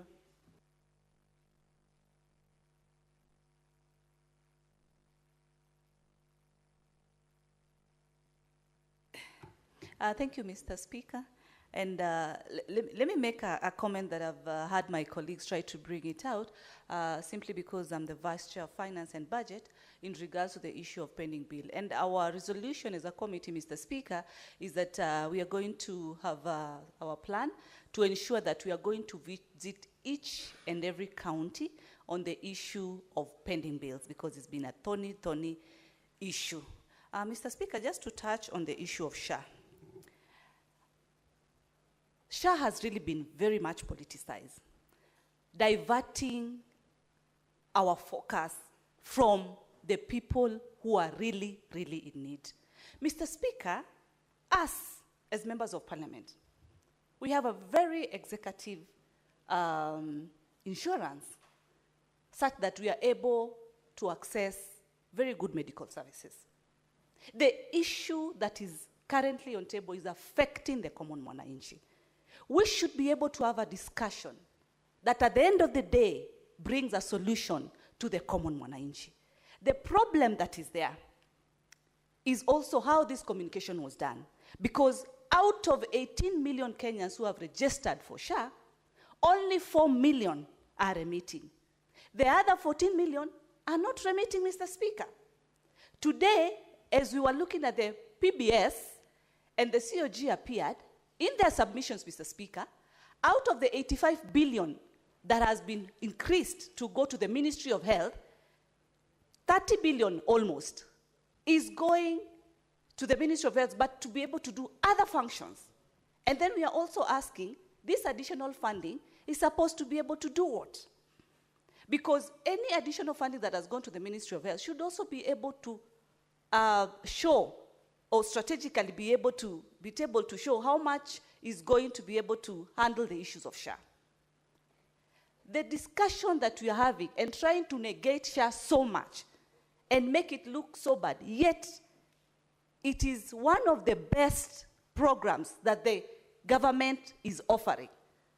We are forgetting that you do not know when you'll get sick.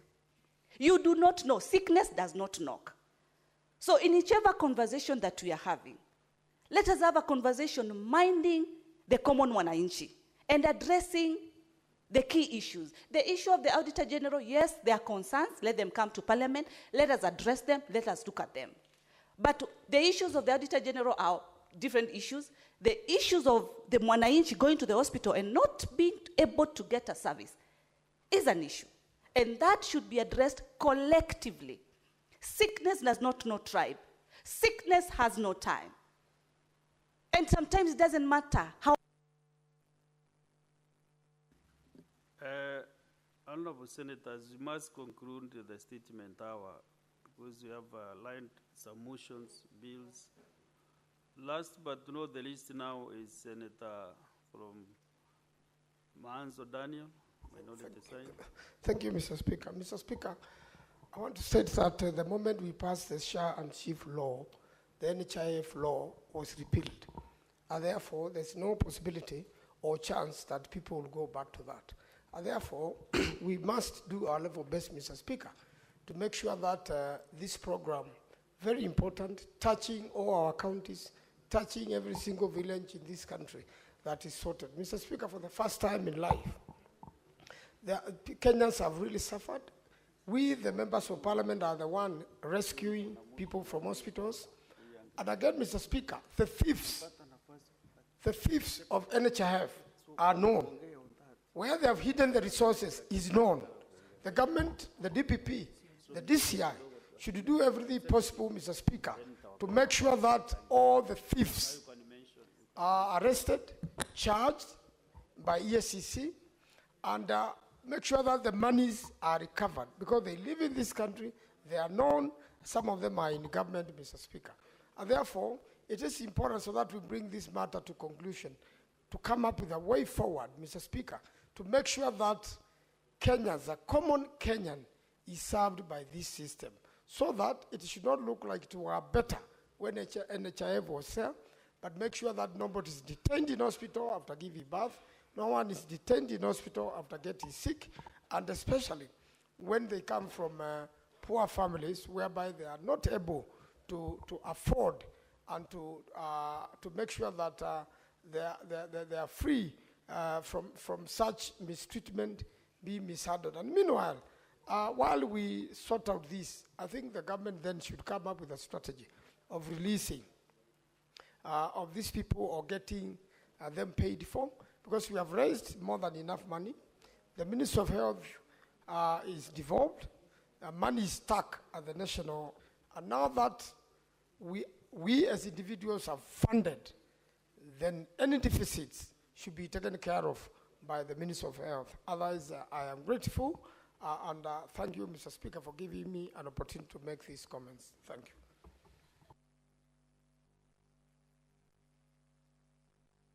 So, Honorable Senators, let's go to the next order now.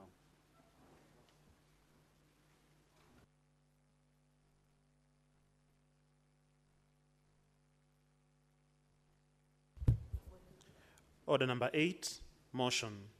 Report of the Standing Committee on Agriculture, Livestock and Fisheries on a petition to the Senate regarding the catastrophic maize diseases that farmers in Bomet County have endured for the last 12 years. Resumption of debate interrupted on Wednesday, 5th March 2025, afternoon sitting. Question to be put. This is a voice vote. So, one, I want to determine that this motion does not affect counties, and then also to ascertain whether we have the quorum. If we don't have the quorum, then we defer that order. Then from order number 9, I want to reorganize the business appearing in the order paper from order number 9, 10, these are divisions, 11, and 12. Those divisions will be deferred to the next sitting, or sometimes when there will be space for them. So we go to order number 13. Clerk. Order number 13, motion. Report of the Standing Committee on Agriculture, Livestock and Fisheries on a petition to the Senate regarding graft investigation by the Ethics and Anti-Corruption Commission, EACC, on the West Kano irrigation scheme. Chair, Standing Committee on Agriculture, Livestock and Fisheries. You move the motion, sorry.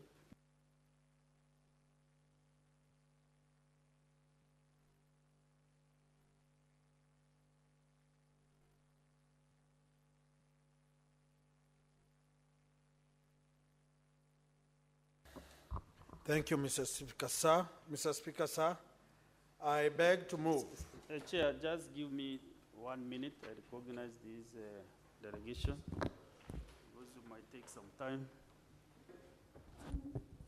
Honorable Senators, I would like to acknowledge the presence in the public gallery this afternoon of visiting teachers and students from St. Thomas Aquinas, Tamadeu Boys School in Makueni County. The delegation comprises 2 teachers and 49 students who are in the Senate for a one-day academic exposition. Honorable Senators, in our issued tradition of receiving and welcoming visitors to Parliament, I extend a warm welcome to them, and on behalf of the Senate and on my own behalf, wish them a fruitful visit. Thank you. Senator representing Makueni County, 1 minute to welcome the students. Thank you, Mr. Speaker. I take this opportunity. From St. Thomas Aquinas. Yes. From Amadeu Boys School. Yes, Mr. Speaker. I want to welcome the students to the House and tell them that when you visit Parliament, you learn a lot. In your form for examinations, for those who are reading history and civics, you are going to have about 10 to 15 marks questions in relation to Parliament. So when you are here, get to know who the Speaker is, the clerk, Sanjata terms, all those, and how Parliament runs, and it's especially as a third arm of government. I want to welcome you, and wish that some of you will be become very ambitious today, and will one day become senators or members of Parliament. I thank you, Mr. Speaker. Senator Wakwoli, proceed and move the motion. Thank you, Mr. Speaker, sir. I want to request your permission to remind my good senator that after the function, he should see his students behind the tent for some motivation. Honorable Speaker, I beg to move that the Senate adopts the report of the Standing Committee on Agriculture, Livestock and Fisheries on a petition to the Senate regarding graft investigation by the Ethics and Anti-Corruption Commission on the West Kano irrigation scheme laid on the table of the Senate on Thursday, 5th, 2024. Honorable Speaker, the Standing Committee on Agriculture received a petition from Patrick Ochieng Odimba on behalf of the citizens of the Republic of Kenya and residents of Kawino North location, Kabido Sub-County, Nyando Constituency, Kisumu County, regarding the Ethics and Anti-Corruption Commission EACC graft investigation in West Kano irrigation scheme. The petition raises issues regarding to three major grafts in the scheme, namely, that is Rehabilitation Fund graft, Farm Machine Accessories Aid grant, graft, and Rice Sales Fund graft. Honorable Speaker, the petition raises the following issues. Between 2009 and 2015, the government released 86 million, with the farmers saving totaling to 18 million, which was utilized by West Kano Irrigation Farmers Revolving Fund and the National Irrigation Board. Between 2015 and 17, the scheme Farmers Cooperative Society leaders, in conjunction with the National Irrigation Authority, managed the farm accessories aid. This aid was given to Government of Kenya together with the Government of Republic of Japan and has not been accounted for.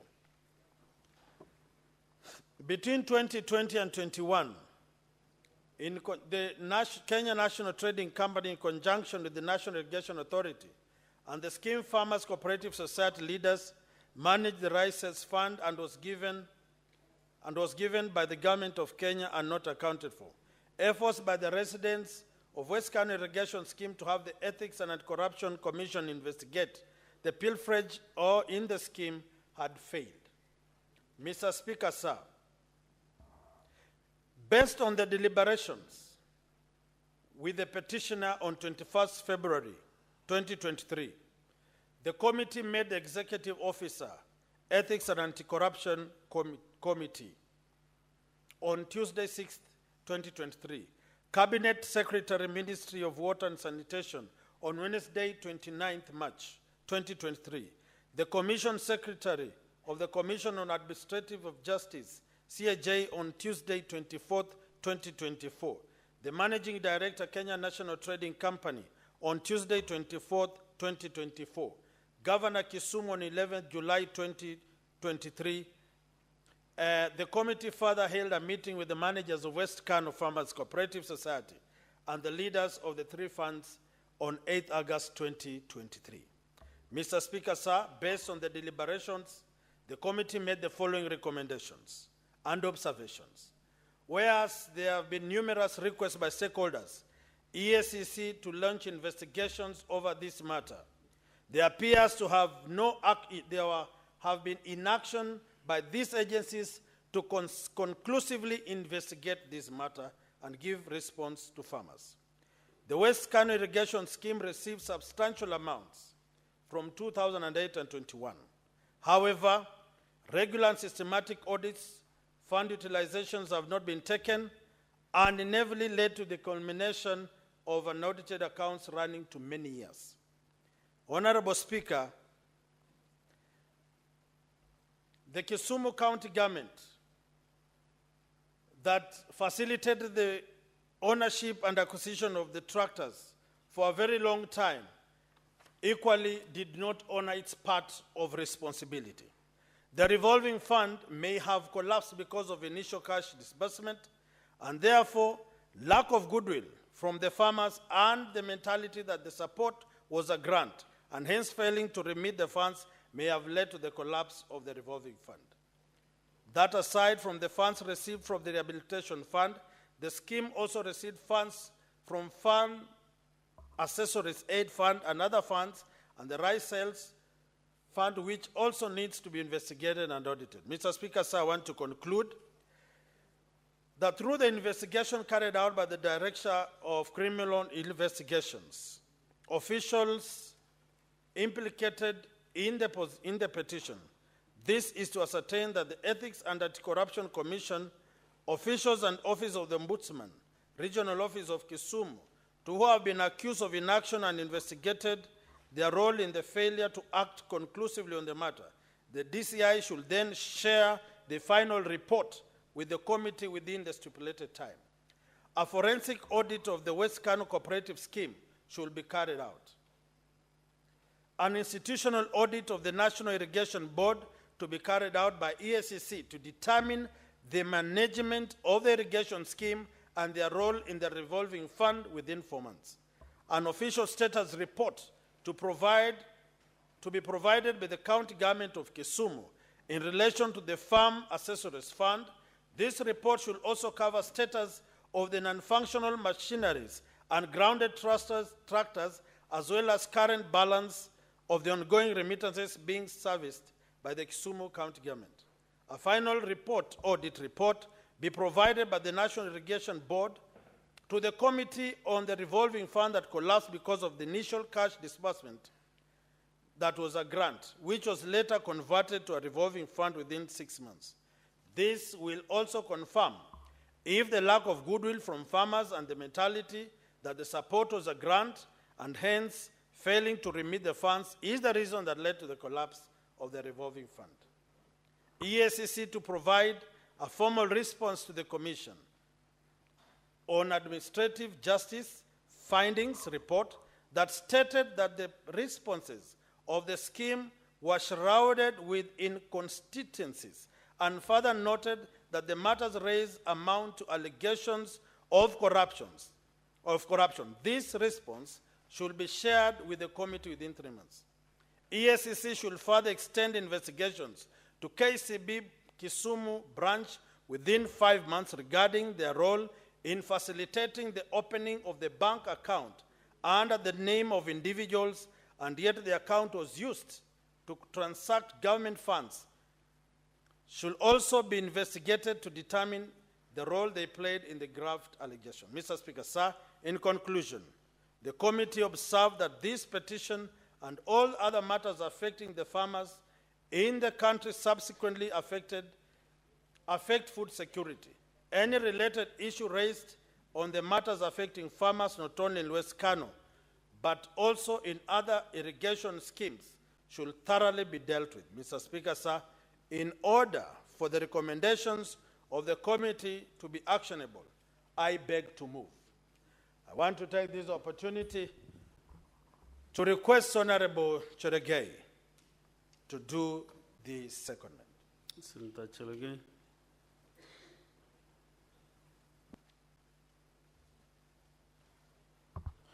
Thank you, Mr. Speaker. Sir, it's an honor to, as I second this motion. Yesterday we did a motion on the issue of maize. Today we are doing on West Kano and the role of EACC in this matter. Mr. Speaker, I want to agree largely. Mr. Speaker, you know our farmers sacrifice a lot. They sometimes come together through cooperative movements. Sometimes they save the money.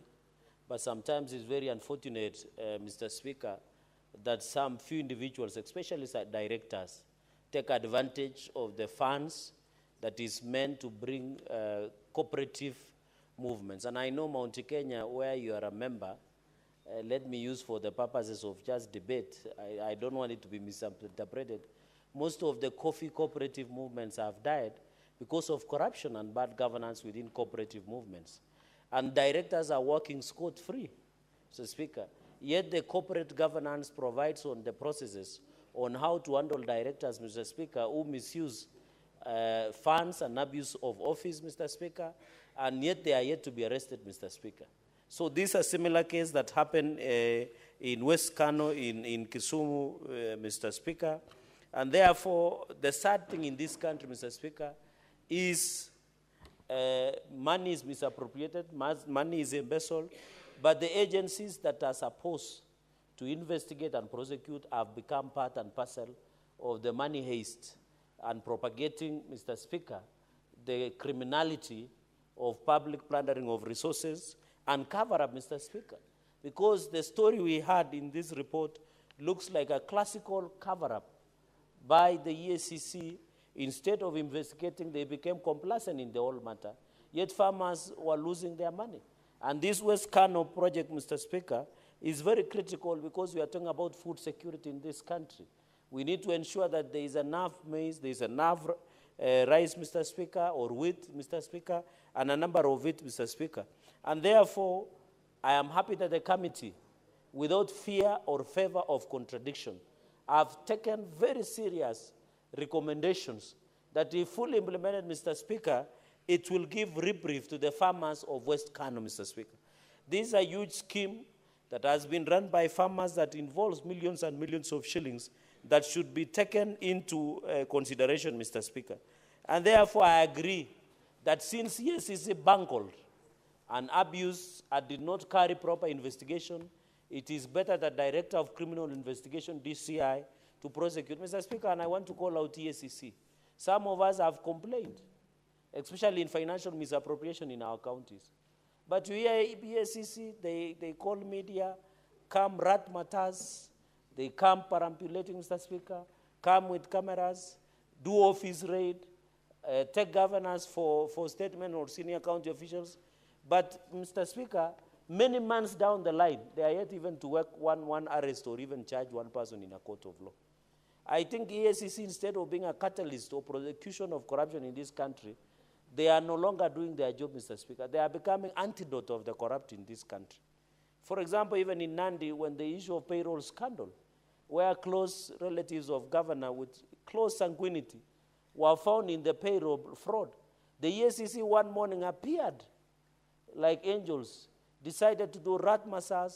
They were with cameras of media, ransacked the offices of county offices, but they have never made a single arrest 6 months down the line. So it is very unfortunate on this case that EACC bungled the investigations on West Kano because of just corruption. Instead of fighting corruption, they are perpetuating corruption, Mr. Speaker. And therefore, I agree that the DCI must seize the matter, do the needful and investigate, and charge people, Mr. Speaker, including directors or officials who participated in the misappropriation of funds, Mr. Speaker. And therefore, I want also although I have had the addition that the committee made is the forensic audit, of course, with a view of possible investigation of perpetrators. Forensic audit must be done to ensure anybody who is found culpable, who participated in this haste. You know, Mr. Speaker, there is what you call money haste. If you watch Netflix movies or any other movies nowadays, what these Gen Zs and these young people like watching is called the haste. This is a classical movie of haste of farmers' money. And therefore, Mr. Speaker, there must be a forensic audit with a view of prosecution. And therefore, DPP, Mr. Speaker, with the under Article 229 of the Constitution 2010, the role of Auditor General is also to do special audit, Mr. Speaker, and specifically forensic audit to unearth financial misappropriation with a view of prosecution. And therefore, in addition, I want to urge, upon the completion of this report, the committee must request that the DPP takes over the findings with a possibility and a view of prosecuting. And I'm informed some of the people who should be prosecuted include senior county officials, include some officials who are high-ranking officials in government, and they must be so the issue of forensic audit must be done to ensure that and therefore, Mr. Speaker, it is embarrassing, and I hope the CEO of EACC and EACC must apologize to West Kano farmers, Mr. Speaker, for bungling these investigations. And nowadays, Mr. Speaker, You report a corruption, the same people, I'm not saying all EACC officers are bad, a few errant officers within EACC, when a corruption case is reported, they go and look for the person who is accused and they see each other behind the tent. And therefore, it impedes the fight against corruption. So, Senator Manzo, as you talk about corruption, this is a classical case where EACC has become complacent, Mr. Speaker. And it is very unfortunate. Even in our counties, they are busy doing, and in fact, EACC, Mr. Speaker, nowadays, I've opened another business of laundromat or laundry services, where the corrupt are reported to EACC, they take over the file. The file is, they make sure the investigations are sham. The file which is skeleton is taken to the DPP. The DPP returns the file and says it does not meet the threshold to prosecute the accused. And it is the only way of they are running laundry services of the corrupt in this country. Because if EACC were even serious for 20%, I can tell you a number of senior county officials, Mr. Speaker, 3/4 would be in jail, eating beans, Mr. Speaker. And I don't mean to intend, you know, they told me, Mr. Speaker, in a king's table, you don't get beans. I know your visitors eat beans daily in school, and ugali, but I'm told in the king's table, there is no something called beans. So, Mr. Speaker, this individual should be eating beans here in industrial area, in Shikutsa prison, and across the country, Mr. Speaker, so that they can be disciplined. Mr. Speaker, we should make it painful for somebody to steal public money. Say that when somebody even sees public money, they shudder. But now this country, Mr. Speaker, the people who are wealth, the corrupt is that people are fighting to be in government. You saw the number of people applying to be IEPC commissioners. Thousands and thousands. You see people want to go, you find people leaving private practice to come to public because they imagine that when you are a public servant, it is easy to plunder and become wealthy, Mr. Speaker. And to sanitize your money, you go and run for an elective office, which is bad manners, Mr. Speaker, that we are practicing in this country, that it must stop, Mr. Speaker. The third point is National Irrigation Board as a failure. We must collapse some of these agencies. You remember yesterday we were discussing about National Drought Mitigation Authority. I know for Makueni, Kitui, Machakos, part of Kajiado, the northern Kenya, like Mandera, Wajir, all the way to Turkana, Mr. Speaker, there is a biting drought, Mr. Speaker. But some of these agencies, they have money. But what they do, you never understand. You remember the collapse of the Solai Dam. These agencies like National Irrigation Board were complacent, Mr. Speaker. And therefore, they must be charged for failing in owing duty of care. Because as an agency, Mr. Speaker, you have a duty of care of your services. And therefore, they must be charged for criminal negligence until the funds that were lost in West Kano, Mr. Speaker.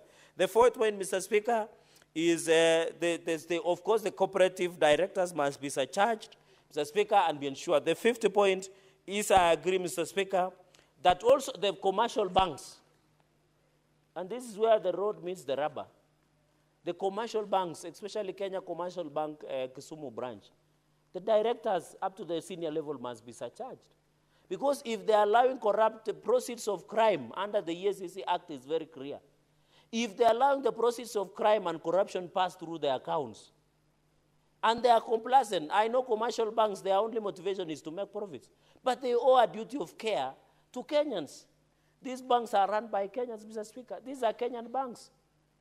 Why is it that they are only motivated to make profits by breaking the law? And even the Banking Act. I expect the Banking Association of Kenya, Mr. Speaker, the Central Bank of Kenya, which is the biggest regulator, should be on eye, Mr. Speaker, because our banks are now becoming banks of money laundering and allowing corruption proceeds and proceeds of crime.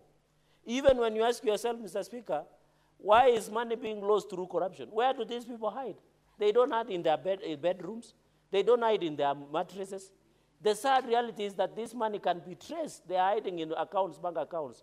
And even these banks are assisting these people to take their money outside the country and bank in the famous escrow accounts, Mr. Speaker. They bank there even in Dubai. You find others are in Swiss accounts. There was also the Panama, the one papers, the one that we saw some senior families and individuals who are being mentioned. that they were hiding money in Cayman Islands, Mr. Speaker, even the exclusive islands, Mr. Speaker. And that is why the banks of Kenya are aiding and abetting the process of proceeds of crime, like KCB, Kenya Commercial Bank branch of Kisumu. And I hope the central bank must take serious punitive action against Kenya Commercial Bank of Kisumu branch, including even surcharging senior directors of that bank. And Mr. Speaker, in future, and I want to encourage the Auditor General, even in this issue of corruption in counties, we must name and shame the commercial banks that are being used to launder. For example, you saw Bungoma, Mr. Speaker, and the senator is here. They had over 330 commercial banks. Nandi had almost 100. Meru, the similar number. Why would your bank allow, the law is very clear that they only maintain the bank at the national, the bank at the national, that is the Central Bank of Kenya, through the National Treasury, Mr. Speaker. But you get a county like Nairobi, have thousands and thousands of commercial banks, Mr. Speaker, accounts. What is the purpose of these many accounts? Especially on the issue of revenue. You get them, they have M-Pesa pay bill, they have M-Pesa pay bill, they have commercial banks, Mr. Speaker. It is a process of laundering crime proceeds and corruption and money laundering. And therefore, Mr. Speaker, I want to call out the Central Bank of Kenya, the regulator, Mr. Speaker. They must also enforce these rules so that we have Anti-Money Laundering Act. We have EACC, the Ethics and Anti-Corruption Act, where they have defined proceeds of crime. The law is enough, Mr. Speaker, to ensure that they push in Mr. Speaker. On the issue of farm machinery and accessories fund, of course, this must be looked at, Mr. Speaker. Let us find the status of the machinery that is with the Western Kano irrigation, Mr. Speaker. And also, National Irrigation Board must be called out, just like banks, Mr. Speaker. The National Irrigation Board must be sanctioned, surcharge the senior officials so that we can ensure our farmers do not continue to suffer. Mr. Speaker, because the failure of EACC, I want to encourage Commission of Administrative Justice or the Ombudsman to come out and investigate this travesty of justice going into the future, Mr. Speaker, because this is the work, and therefore, Ombudsman did find, Mr. Speaker, the CAJ did find that there was a lot of inconsistency in terms of investigation by the EACC, Mr. Speaker. All said and done, Mr. Speaker, the EACC failed in duty of care. And EACC aided and abetted corruption. They must be called out. And I think also, I don't know, when EACC, somebody tell me who will watch the watcher? Who will watch the watchman? Now, EACC is supposed to fight corruption, but they are hiding corruption. So I don't know, Senator Mungatana, who will arrest the EACC officers? Ordinarily, they should be the one arresting the corrupt. So who will watch the watchman? Who will watch the watcher, Mr. Speaker? The army. So you are recommending for court-martial, Mr. Speaker, that we are saying if EACC are bungled investigation, we can become radical and allow the army to take over through court-martial. Because who will watch the watcher? Because if it is the watchman that is allowed stealing to happen, who will ensure that the watchman is being watched? And therefore, members are saying, if EACC are bungled investigations, Mr. Speaker, the person who should take over is through the court-martial of the military so that the money can be returned, Mr. Speaker. Finally, I want to agree with the committee, Mr. Speaker, in conclusion, that we also, Mr. Speaker, trace. I know Senator Mahanzo knows this because he's a senior counsel. We must trace, Mr. Speaker, these proceeds that were stolen. We must, as we surcharge and do recovery. The asset recovery, under the law, have obligation to trace the money in those accounts, freeze the money, trace it and bring it back for the public, Mr. Speaker. Therefore, in this country, when somebody is corrupt, we should not only jail them. We jail them, trace, recover assets and money back to the community, Mr. Speaker. Because these people who are corrupt, they will always steal, know that they will go to court, they will play around with the legal process, judicial process, get good lawyers who are sharp. They delay the prosecution. After they are being fined maybe 100 million, Mr. Speaker, they come back and enjoy the proceeds of crime or corruption. We must make it painful to steal from Kenyans. One, jail them. In future, Mr. Speaker, we should even suggest that the corrupt must be paraded in Uhuru Gardens, Mr. Speaker, and be shot on sight, so that we don't have such DNA in our system again, so that they don't sire seeds of corruption, Mr. Speaker. We shoot them on sight. And then, Mr. Speaker, we can even recommend that we do court-martial, the way our neighbor Museveni is doing to some individuals. We court-martial them, shoot them inside, so that we don't, and in fact, Mr. Speaker, I'm proposing that, Mr. Speaker, we make them sterile, Mr. Speaker. We castrate them so that that DNA does not progress in our society, so that the young people who are on your gallery, Mr. Speaker, do not get a country where to get something in government or anywhere you must be corrupt. We should value integrity so much, say that when somebody is corrupt, like in Japan, when they are mentioned in corruption, they commit suicide because of the national shame and embarrassment, Mr. Speaker. And therefore, as I support this report, I want to say members let us support, and I think, and I want to call the jailer, I don't know whether Senator Manso is a member, they should invite the EACC to appear before the Senate. They should stop telling us about arresting traffic officers who have taken 200 shillings, 50 shillings.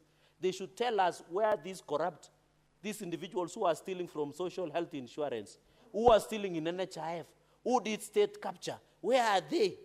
Why are they enjoying the resources? And we are making noise here in Senate, yet people are enjoying the ill-gotten wealth, Mr. Speaker.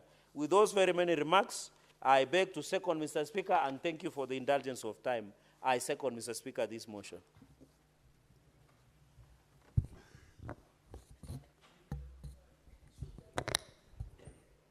Honorable Senators, I propose the question that the Senate adopts the report of the Standing Committee on Agriculture, Livestock and Fisheries on a petition to the Senate regarding graft investigation by the Ethics and Anti-Corruption Commission, EACC, on the West Kano irrigation scheme laid on the table of the Senate on Thursday, 5th December 2024.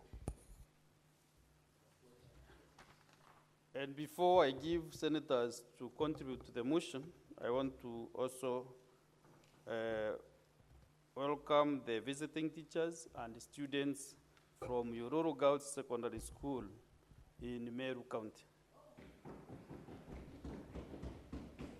Honorable Senators, thank you. Honorable Senators, I would like to acknowledge the presence in the public gallery this afternoon of visiting teachers and students from Yororo Girls Secondary School in Meru County.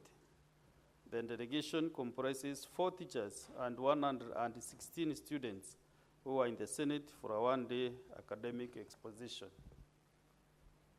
Honorable Senators, in the ancient tradition of receiving and welcoming visitors to Parliament, I extend a warm welcome to them, and on behalf of the Senate and on my own behalf, wish them a fruitful visit.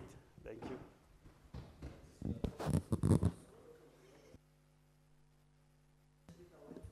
So on this particular, honorable senators, as you have heard, this is a school in, these are my constituents. Of course, I can welcome them. I want to welcome them to the Senate. And this is a school, a girls' school that I did support, and even when I was a member of the National Assembly for 10 years. So I want to welcome them and also ask my good sister, Senator Catherine Nyamu. This is a girls' school, so I want to honor them by being welcomed by my sister Catherine, Senator Karen Nyamu, and to give them a sister advice on how to pursue law. Yes. Thank you, Mr. Speaker. I want to take this opportunity to welcome the girls and the teachers from the school in Meru. It is a great opportunity for you to come and witness firsthand what happens at the floor of the House. I know you're probably here to learn what happens in the legislature as one of the arms of government, and while at it, a few of you might get inspired to want to represent your people in the future. I am a great believer and supporter of young dreams and the girl child, particularly the girl child's dream. I want to encourage you, no matter your background, no matter where you come from, you can dream big, and one day you can be here to represent your people in various capacity, maybe your county, maybe your constituency on the other side of the National Assembly. And so, just to tell you that nothing is out of reach for you, young girls. And with those few remarks, thank you, Mr. Speaker. Thank you, Senator Cullen. So we go back now to the motion, and I'll request Senator Mugatana to make his contribution to the motion. Thank you, Mr. Speaker. Mr. Speaker, first of all, I want to thank the very honored son of this country, Mr. Patrick Ocheng Odindo, for presenting this petition on the ethics and anti-corruption graft investigation on the West Kano irrigation scheme and their failure to act to expectations.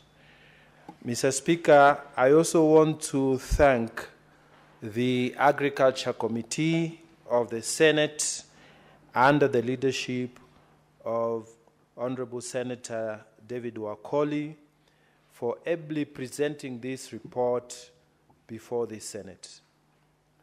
Mr. Speaker, the complaint that Mr. Odindo has presented before the Senate is that 59 farmers groups, Mr. Speaker, have suffered tremendous losses of funds that were meant to help them under the West Kano irrigation scheme. So, Speaker, between 2009 and 2015, 86 million was allegedly lost, and this was the revolving fund of the West Kano farmers. Mr. Speaker, this same gallant son says between 2015 and 2017, the scheme Farmers Cooperative Society leaders who managed the farm machinery fund again could not account for the money that was donated by the Kenya government and the government of Japan. So, Speaker, again, the Rice Sales Fund, which was again a donation to these particular 59 groups of farmers, again was lost. Mr. Speaker, the residents of West Kano irrigation scheme, they made these allegations before the Western region of the Anti-Corruption Commission, but nothing was done, Mr. Speaker. Mr. Speaker, the question that we need to ask ourselves is, what is it that the Anti-Corruption Commission was doing in Western region all these years? How can it be that the EACC makes a decision to devolve its work to various regions, and the people in those regions, in this particular case, the Western region, are not happy? They are not satisfied with the work that you're doing. What is it that needs to be done to this Ethics and Anti-Corruption Commission for it to wake up to its responsibility? Mr. Speaker, these people are simply saying, we have not gone, we have done everything we can. We've done everything correct, but we have been let down by a government body. Mr. Speaker, 86 million is not small money, especially in the rural areas. This money was misappropriated. Nobody has been arrested. The people have made a report. Nothing has been done by the EACC, Mr. Speaker. What are the people supposed to do, Mr. Speaker? They have looked for all other ways to deal with this matter, and they have landed on this Senate. Mr. Speaker, this Senate, in its recommendation, has said, let us move away from the EACC and let us go to the DCI. This is the first recommendation, that the DCI now must carry proper investigation. And the reason is, Mr. Speaker, time does not run out on criminal culpability. The DCI is the one that deals with criminality. These people are working. Some have bought nice vehicles. Some have bought nice houses in West Kano. And the people can tell this man was involved in that scandal. That lady was involved in that scandal. It was our money that we saved in this revolving fund that has bought him a nice house, that has made his family to get more acreage of land, that has helped him to drive a car, and he is walking free. Mr. Speaker, something needs to be done.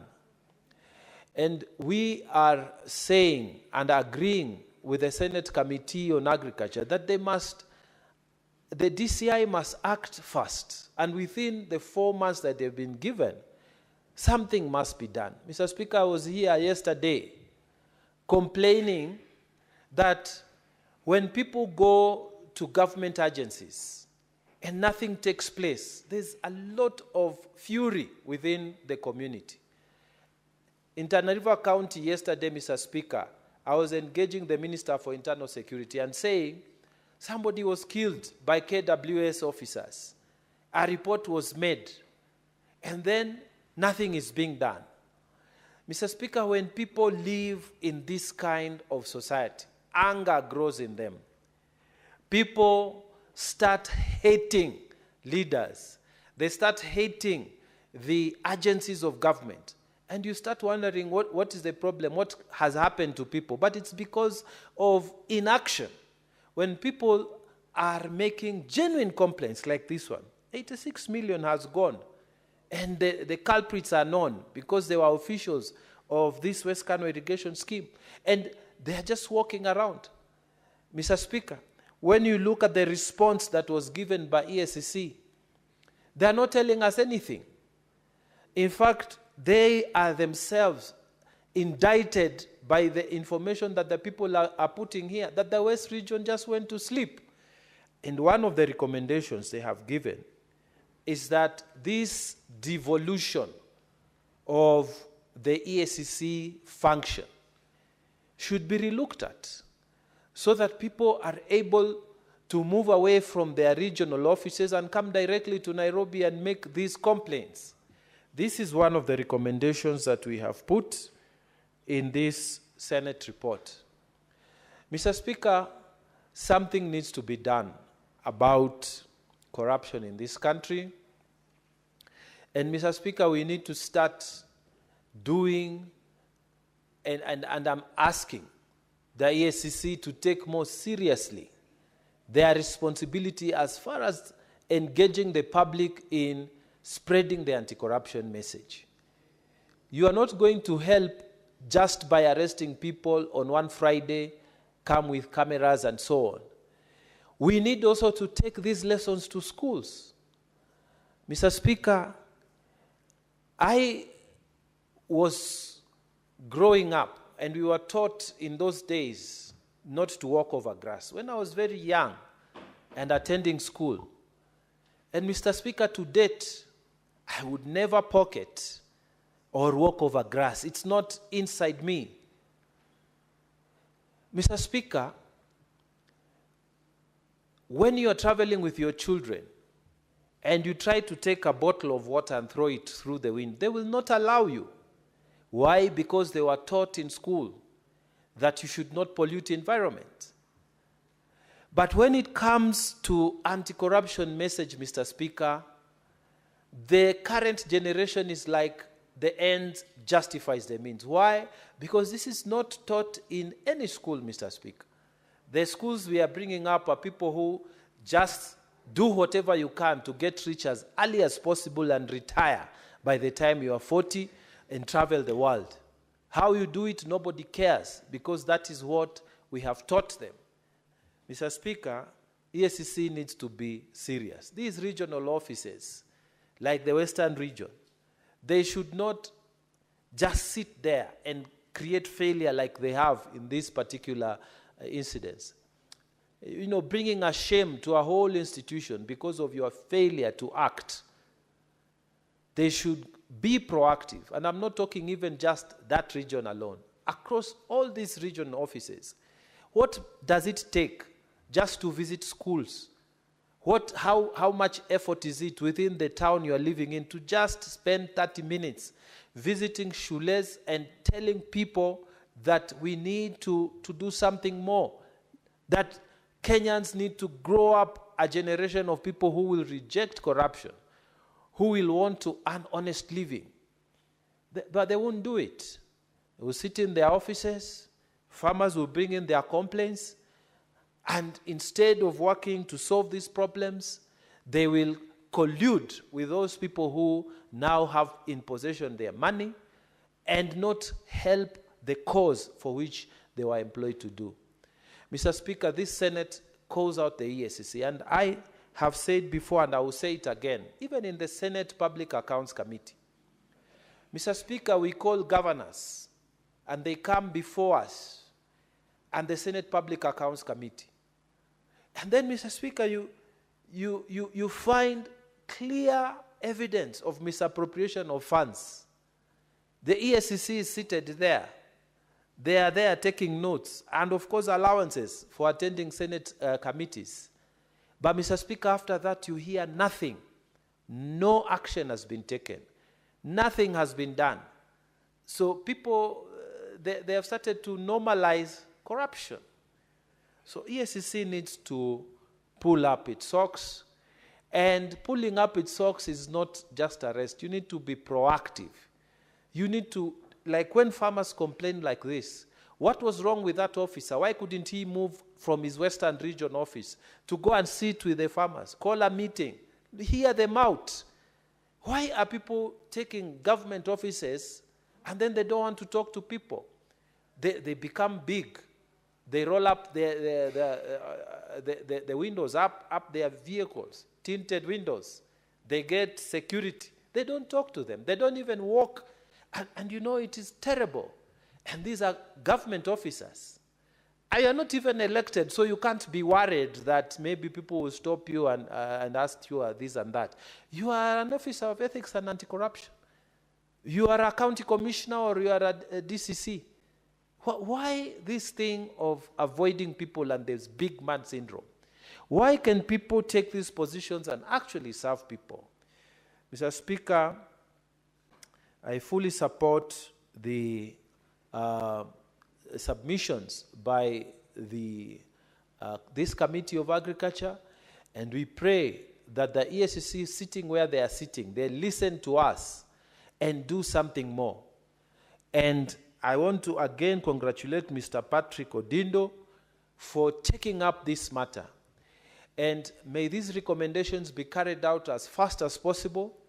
And we want the DCI now to focus on who stole the money. The evidence is still there. They go and catch these people.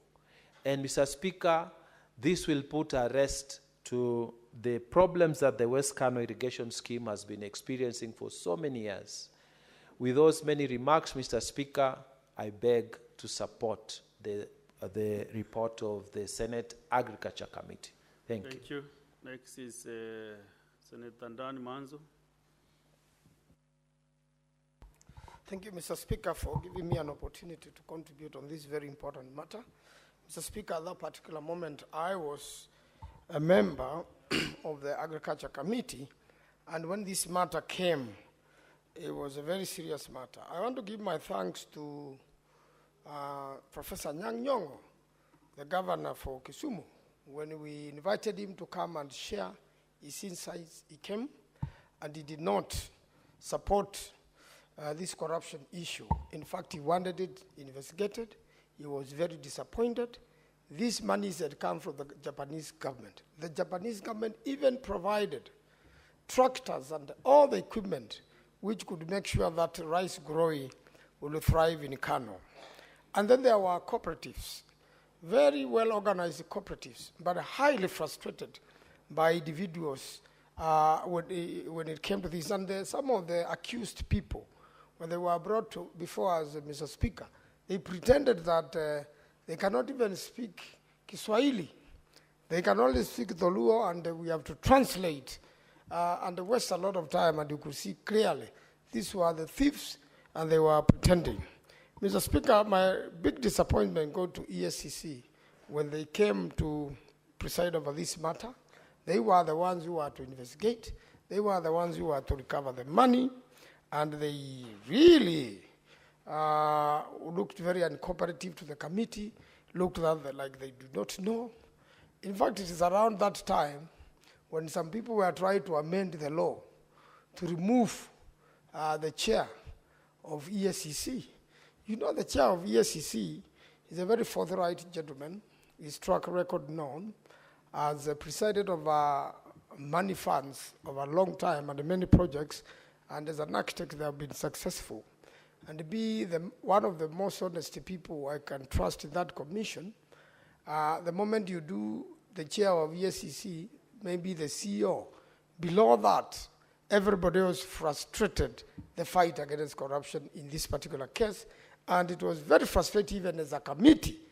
Having invited ESCC, they were uncooperative, and you could see, Honorable Mudigi was there, you could see ESCC was really defeating the ends of fighting corruption. And I knew to myself, and I say one day, we shall overcome as a country. Because if you have an ESCC, which first of all has its own fights, and then secondly, when there is such a serious glaring corruption case of money donated by the Japanese government, even where, you know, if you mishandle this, you are telling other agencies not to help our farmers. You are telling other people not to make donations to Kenya. You are telling other countries, you know, that we have no structures to protect money. And similarly was the National Irrigation Authority. Very frustrating. In fact, the National Irrigation Authority behaved similarly to the ESCC. You may have a good chairman, good CEO, but the rest of the employees are really squandering, going to collude, becoming part of the scheme to steal from Kenyans and to steal from international funders who are very sympathetic with our case. And the worst of it was KCB, the KCB Bank. You know, KCB Bank should thoroughly be investigated. As a bank, you cannot allow proceeds of theft of public resources to be hidden in your bank, to be channeled through your bank.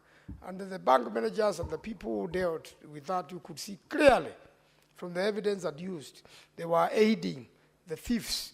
And I want to say also, although my friend Senator Cheregai has said we should probably court-martial these people or sentence them to death by shooting at Uhuru Park, I want to tell him that unfortunately we then need to amend the Constitution of Kenya to bring in, you know, death sentence, the back.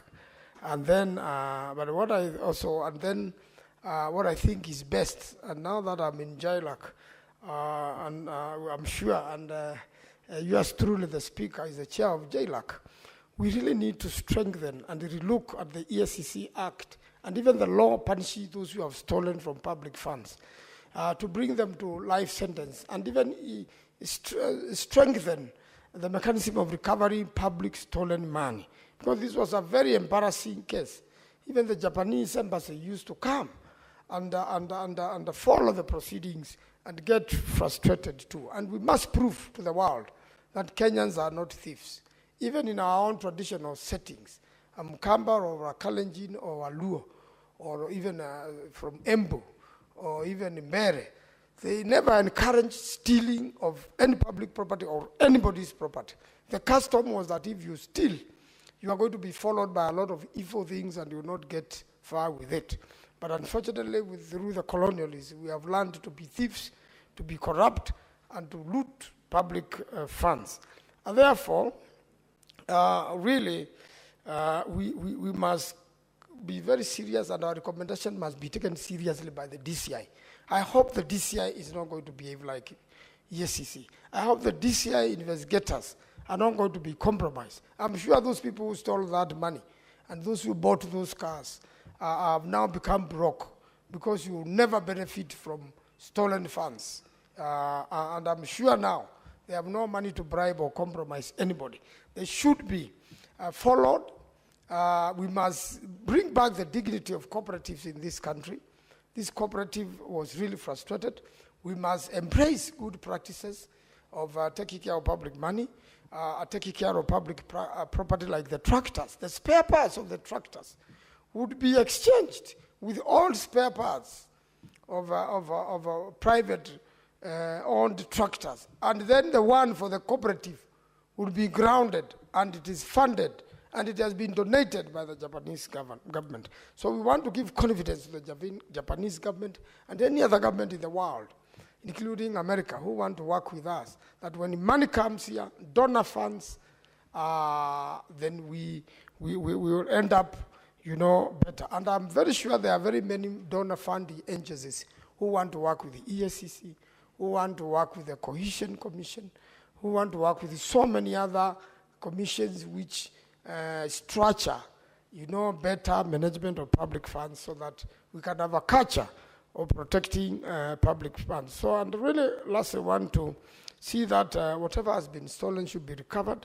These people should go to jail, and so that they can serve an example to other Kenyans, and especially from the Kano irrigation scheme, so that, as Professor Anyang did when he came to this, justice can be found, and that Mr. Patrick Odinda be decorated for an effort to fight corruption in this country. Mr. Speaker, I do support, and thank you for giving me an opportunity to contribute on this very important matter.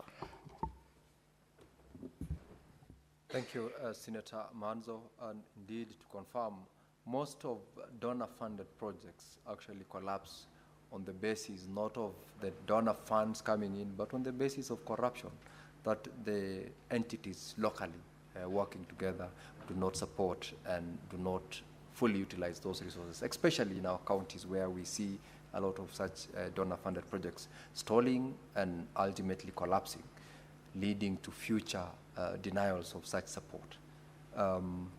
Thank you, Senator Manzo. Now we will allow Senator Mundigi Alex to also contribute.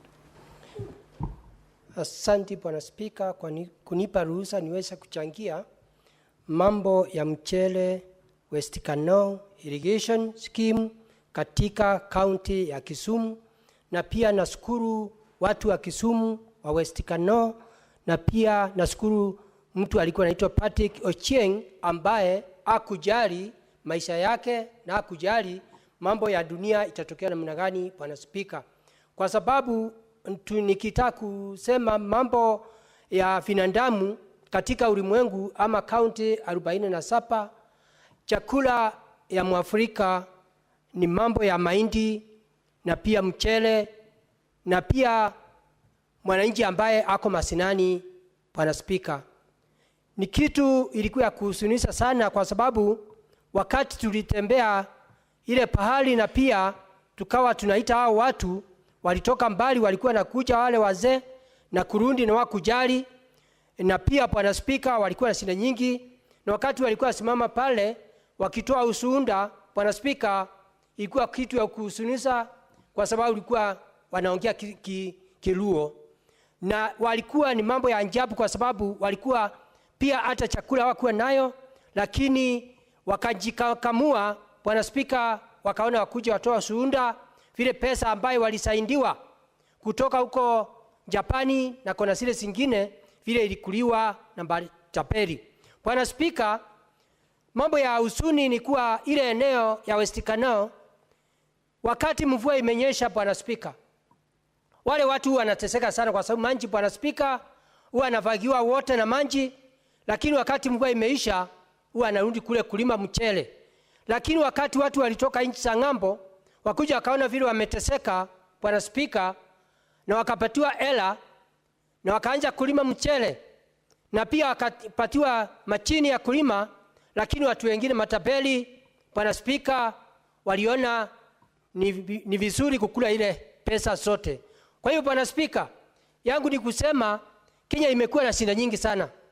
Ukienda mambo, nikikumbuka jana Bwana Spika, mimi mwenyekiti mdogo wa kamati ya agriculture, na pia jana tulikuwa naongea vile katika kaunti yako vile watu walipatiwa mahindi wakapanda mahindi ambayo ilikuwa mzuri, na pia ukawa hakuna dawa ya kupiga ile dawa, na ikawa Bwana Spika watu wale wanalima mahindi, ikawa ile kaunti yako ikawa wanavuna mahindi ili haiwezi kutosha, na ikawa mahindi iko na wandundu.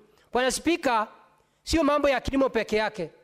Katika kaunti nyingi imekuwa na shida hapa na pale, kwa sababu watu wengi watu wakipatiwa kazi Bwana Spika, wamekuwa angalie mambo ya kazi, wafikirie sira ile walikula, wanafikiria sinda zao na familia yao, vile watakuwa na magari kubwa, vile watakuwa masamba kubwa, na vile watakuwa na matumbo kubwa, na vile watatembea wakiona kama wataishi dunia hii. Bwana Spika, Bwana Spika, mambo ya investigation, wale walikuwa wanafanya investigation, mambo ya watu anti-corruption Bwana Spika, ningependa kuangalia sheria vizuri.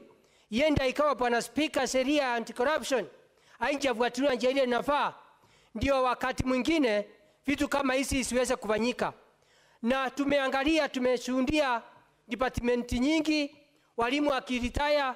Unakuta kama leo nikiwa mwenye kamati walepa, tulikuwa naongea walimu ambaye ni professors, TVET na wale wengine, wakati waliritaya pesa zao Bwana Spika wakupata ile pesa, walikuwa pesa ya Hussein.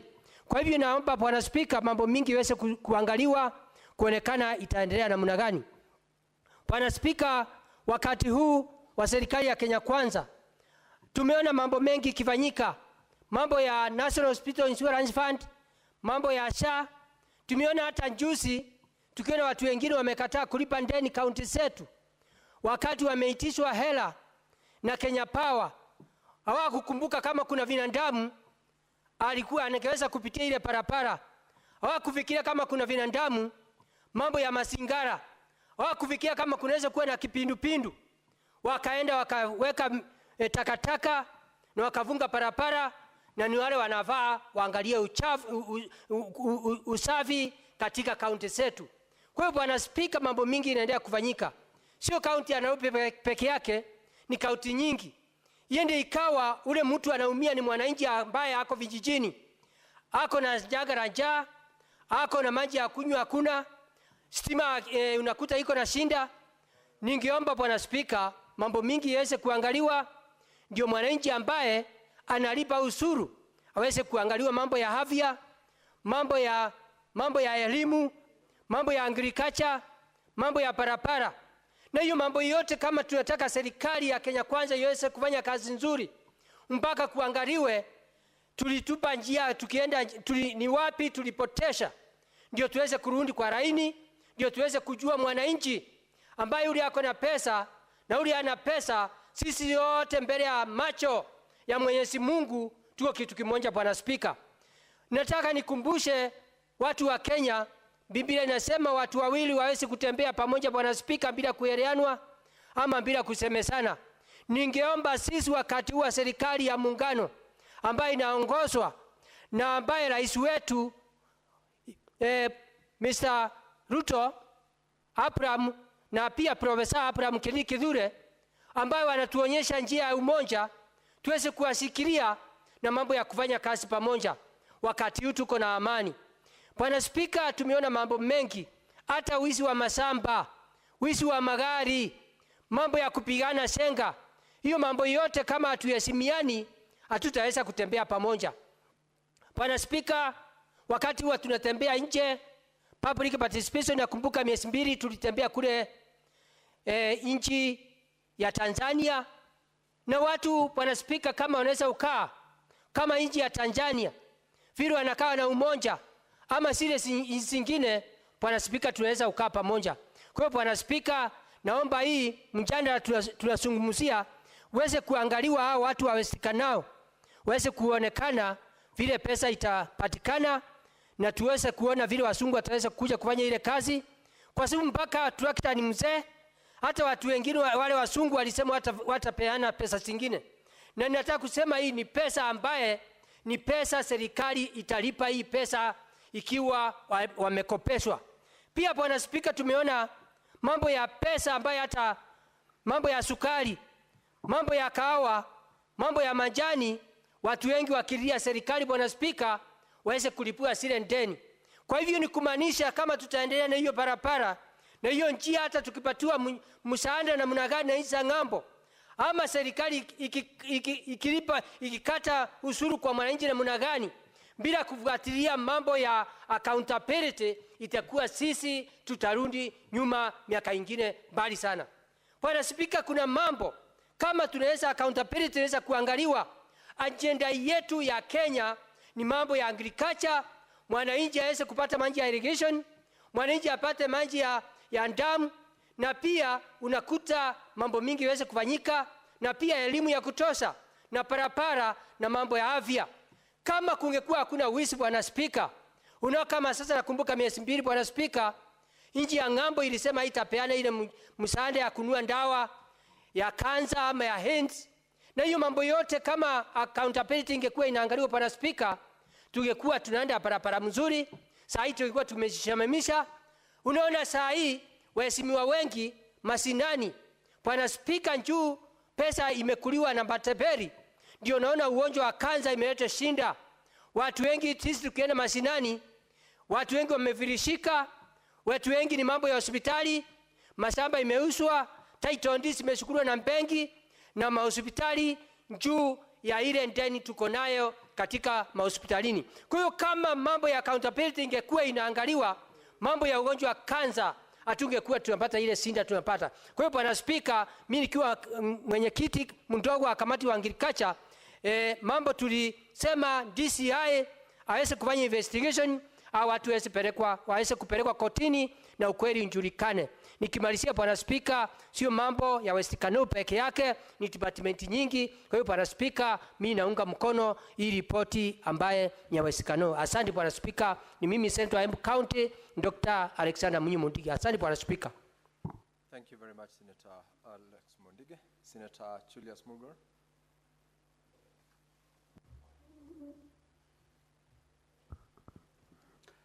Thank you very much, Mr. Speaker, for giving me the opportunity to also add my views to those of my colleagues.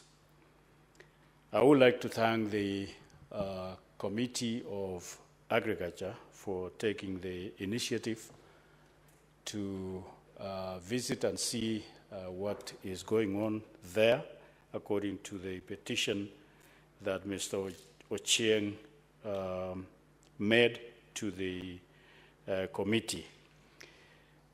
It is sad, Mr. Speaker, that these days it seems like corruption is an automatic DNA of our systems in Kenya, such that people boldly take advantage, especially of either the less to do or less fortunate, if there are people that are supposed to be helping others, maybe they have a government position or something like that, instead of being a helper to those that they actually have authority over, they take advantage of them. I've seen that especially coming from Pokot society, a society that is a high percentage is illiterate. A lot of people take advantage of them. Right now, there is a lot of mushrooming of gold in Pokot, and a lot of people, even their own county government, is taking advantage of them. Instead of helping them to benefit and gain from what is available on their ground, they become the ones that are taking advantage of those that they have authority over. And so this case of Kano is not isolated. It is not a one alone in Kisumu area. It's all over Kenya and all over the country. And so it is something that we do not know, like our colleague Cherargay said, we do not know who should be in charge of who should arrest who should caution who when it comes to corruption. And these farmers in Kano Plains lost a lot of money, and therefore they have a lot of things that were lost. Their children probably never went to school because of that situation. Some of them probably in the course of that situation lost their loved ones because they could not afford treating them or taking them to hospitals, and so many losses that they must have experienced. And therefore, caused by those that are supposed or are put to be in charge and trusted by the members of this farmer society or group of people. And so this also is a lesson to other groups like farmers groups elsewhere, that there should be a lot of scrutiny and carefulness when it comes to electing people that are put in charge, because these are people that the members trusted and entrusted a lot of their values and valuables into their hands. But instead of taking care of them, they became the looters that looted and brought this farmer society to zero, giving them or putting them into a lot of losses.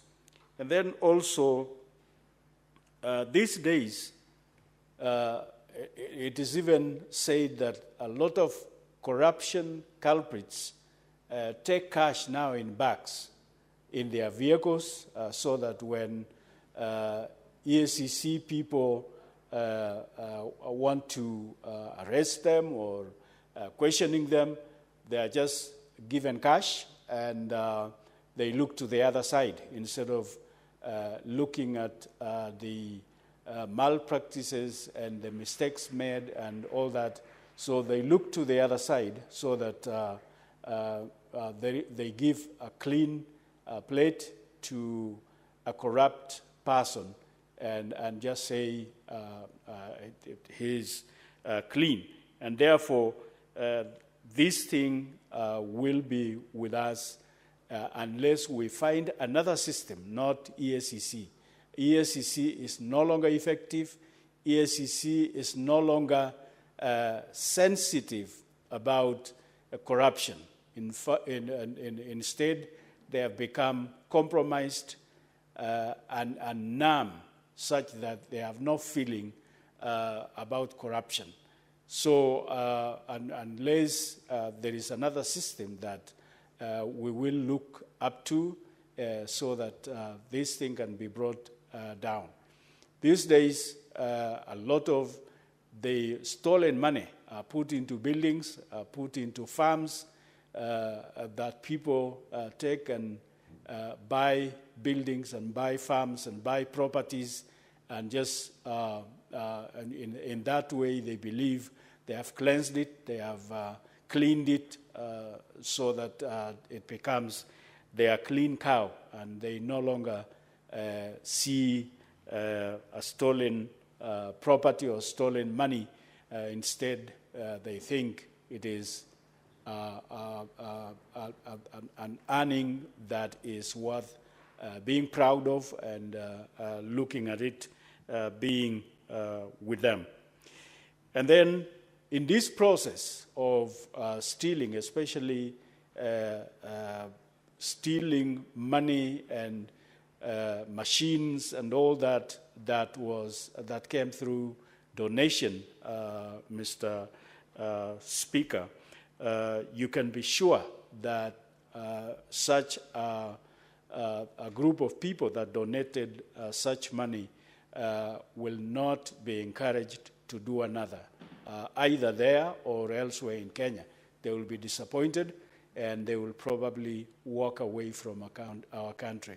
And that puts us into a lot of shame because when such an investment is made, people who donated give reports and they are proud that they did something to alleviate poverty situation and so on, but only to find that it was looted by the same people who are supposed to be taking care of it on behalf of the people.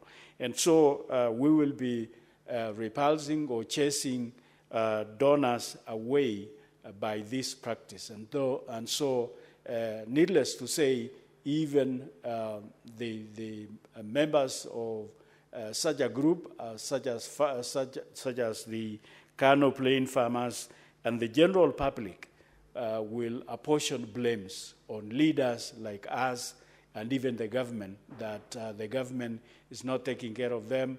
Look, a few people have stolen our things and they are just walking free, and blame police, blame everybody because somebody just did wrong things to them. And therefore, we all get a portion of blames because of a few individuals and a few officers that were supposed to be helping correct situations and so on. And therefore, that is why we get shortages of food and also sabotaged economical activities that no longer work because a few of us have stolen, and therefore it just collapses the whole thing. Talk of many corporations and irrigation systems and many others. And therefore, it is my view that we should get another system that will be effective. I support. Senator Joe Newton. Thank you, Mr. Speaker, for the opportunity. And I rise also to support this petition by one Mr. Patrick Ochieng Odindo on corruption at West Kano irrigation scheme. And Mr. Speaker, I want to commend this particular gentleman because he has done other research even at the time and before he came presenting this particular petition to the Senate, Mr. Speaker. And Mr. Odindo Ochieng was able to identify the funds that have been pilfered or misappropriated, if not embezzled, Mr. Speaker, by those that run this particular irrigation scheme. Mr. Speaker, Mr. Chieng Odindo talked about a revolving fund that the government funded at one point in time, disbursing about 86 million that cannot be accounted for, Mr. Speaker. There's also that machineries and accessories aid by the government of Kenya and the government of the Republic of Japan. He also was able to talk about a rice sales fund and many other funds, Mr. Speaker, that the management of this particular irrigation scheme cannot account for. Mr. Speaker, the EACC also stands accused in this particular petition by Mr. Ochieng Odindo.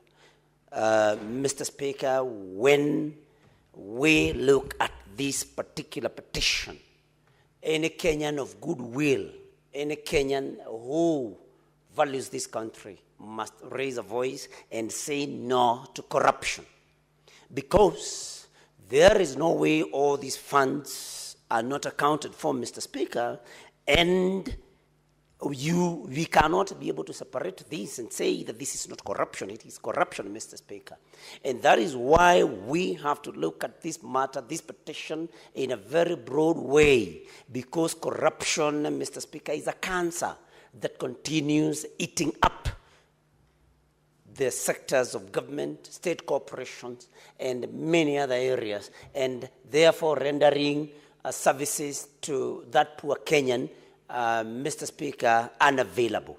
And that is why we must stand, and especially this committee that is tasked with this particular matter, Mr. Speaker, to unearth all corruption in this particular scheme, so that anybody tomorrow or in the future who is given a responsibility to oversee appropriate use of public funds, Mr. Speaker, does exactly that. Mr. Speaker, we have very many incidences of corruption. And the most recent, Mr. Speaker, is the Social Health Authority, SHA. Mr. Speaker, as we look at this petition, Mr. Speaker, we must also talk about the concerns expressed by the Auditor General of the Republic of Kenya, in that there has been a lot of corruption, that we know that the system at SHA, Mr. Speaker, is privately owned and not run by government, by individuals who take away 2.5% of the contributions that are made. Mr. Speaker, these are things we should not allow in our country. Otherwise, Kenyans will continue suffering because of people taking advantage of gaps in systems and using the same, Mr. Speaker, to take away funds meant for public good and take them to their private use, Mr. Speaker.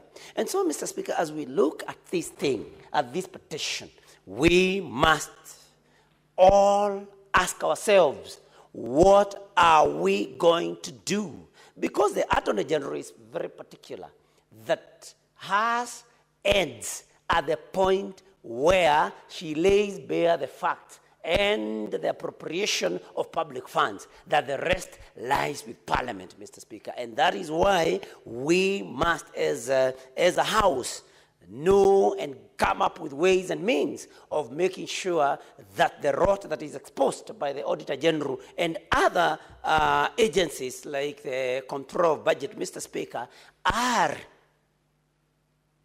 action is taken against anybody that does not do what is supposed to be done as per the law and as per the public finance management, Mr. Speaker. And so, this petition should open up our eyes. And Mr. Speaker, we must take very stern action against those that will be found to have taken advantage and misappropriated or embezzled the funds that were availed to West Kano irrigation scheme. Mr. Speaker, the other thing that we should ask ourselves, there is a lot of money that is sent to state corporations. The government keeps bailing out state corporations that operate at a loss all the time. And Mr. Speaker, when we talk about that, Kenya Airways comes to mind. That until last year, successive governments have been bailing out Kenya Airways, which has been operating at a loss all these years. We must ask ourselves, before we bail out any particular state corporation, we must do a thorough assessment of the application of funds and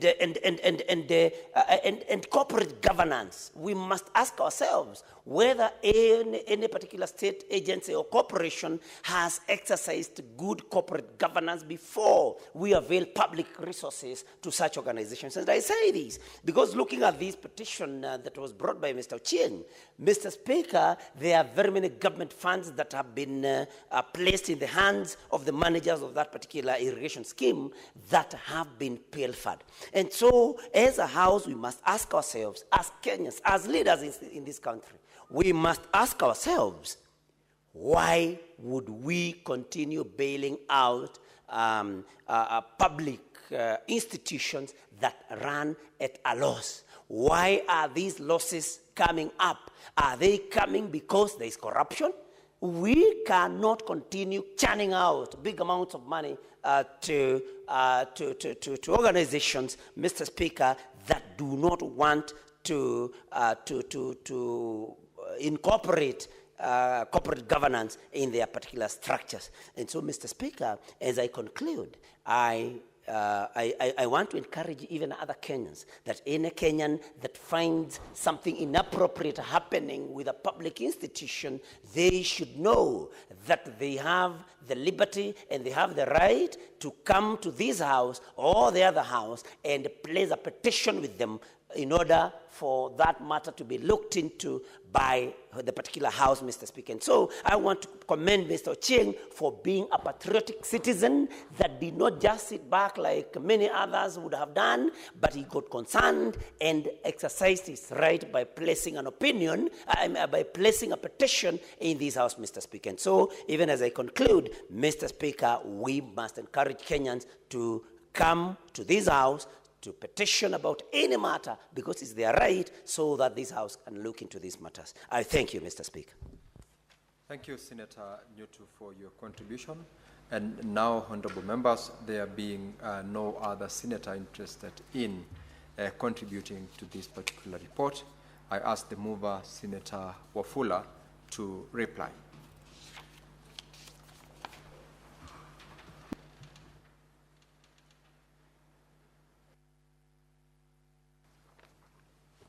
Thank you, Mr. Speaker, sir, for this opportunity and I beg to reply, Honorable Speaker, by thanking the members of the Committee of Agriculture for spending their time, their commitment in ensuring that we listen to the stakeholders, the petitioner, in this matter. Honorable Speaker, I want to thank the Secretariat for equally taking their time and to dedicate themselves to listening to this petition, Honorable Speaker. Honorable Speaker, as you've heard members contribute to this petition, it is very clear that Kenyans have begun to have trust and confidence in the Senate and specifically the Committee for Agriculture, because agriculture is the backbone of the sustainability of Kenyans, Honorable Speaker. The government is pumping lots of resources into agriculture, livestock, and fisheries.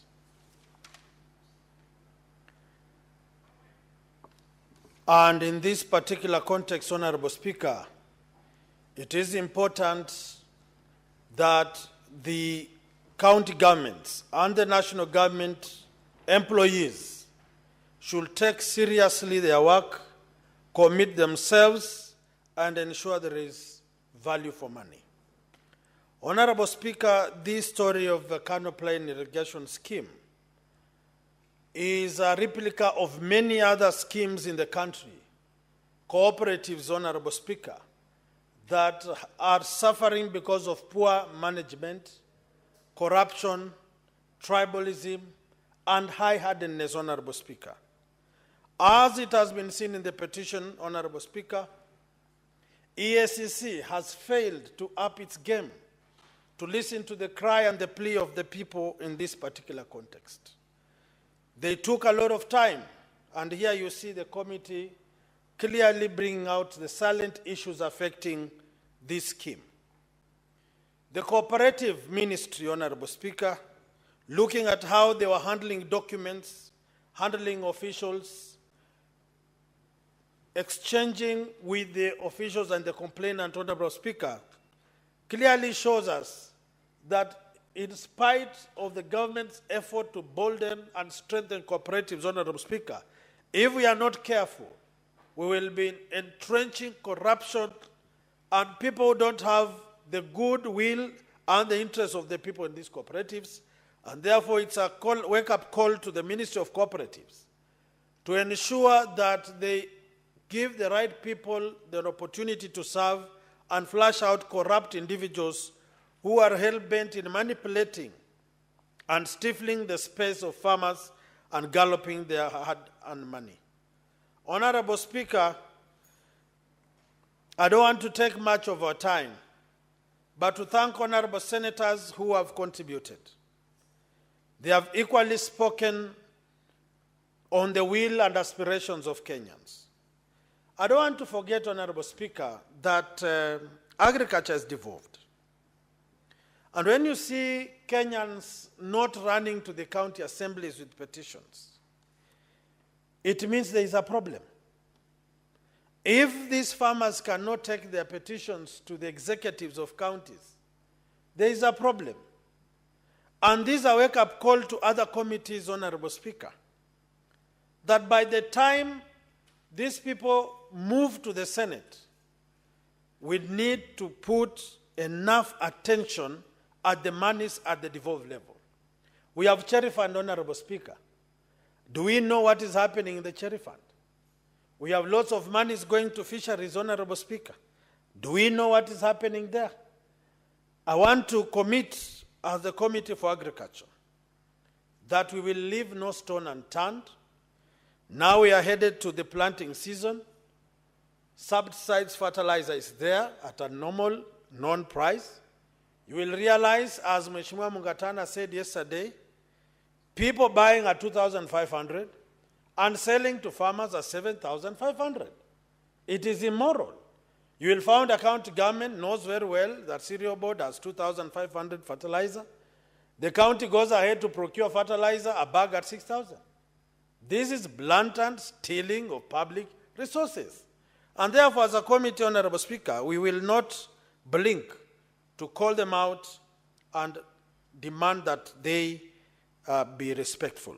So, honorable senators, those of us who have contributed, Mheshimiwa Mungatana, my good friend senator from Pokot, Mheshimiwa Maanzo, and all of them, Mheshimiwa Nyutu, Mheshimiwa Daktari Mundigi, I want to appreciate your contribution, your commitment, and assure you as a committee we will do what is necessarily possible. Finally, on the implementation and recommendations, as a committee, we will push that the implementation of these recommendations are done within the purview of the Constitution and the mandate given by the Senate to ensure that the people of this scheme get their rightful share of the taxpayers' money.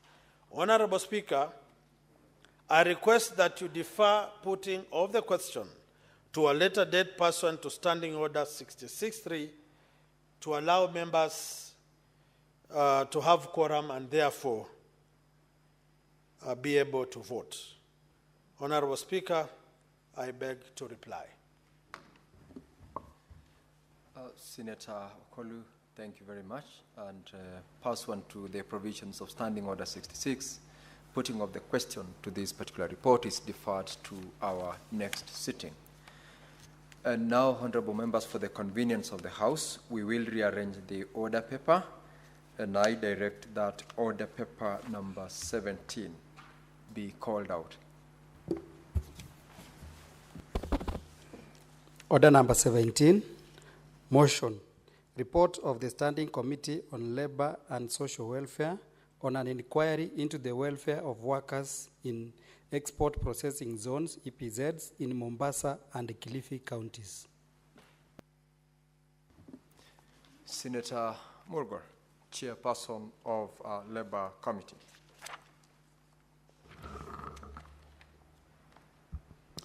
Thank you very much, Mr. Speaker. Mr. Speaker, Article 96(1) of the Constitution mandates the Senate to represent counties and serve to protect the interests of the counties and their governments. To achieve this, the Senate, through committees, engages county governments to ascertain any emerging challenges that require readiness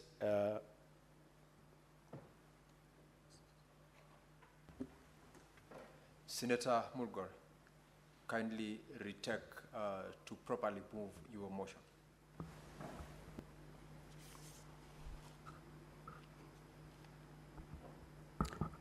Motion report of the Standing Committee on Labor and Social Welfare on the inquiry into the welfare of workers in export processing zones, EPZS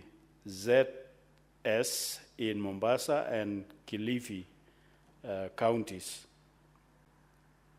That the Senate adopts the report on Standing Committee on Labor and Social Welfare on inquiry into the plight of workers in the export processing zones, EPZS in Mombasa and Kilifi counties, laid on the table of Senate on Thursday, 1st October 2024.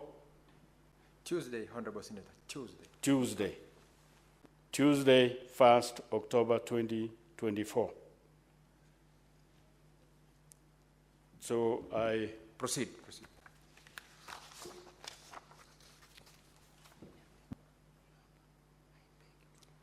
I beg to move and ask. Proceed. You still proceed, and you can now refer to your notes, guiding notes.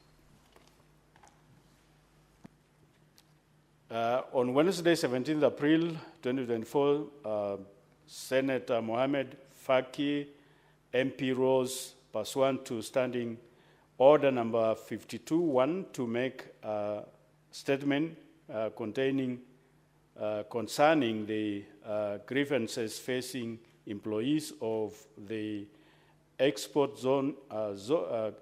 processing zone countywide, and in particular the employees of Ashton Apparels Limited, Mombasa.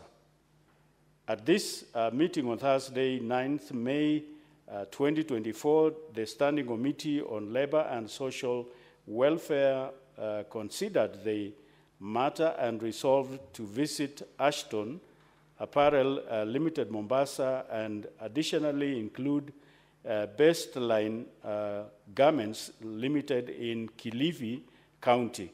The committee first held a meeting with officials from Export Processing Zones Authority on Friday, 14th June 2024, as to gain an in-depth understanding of the sector.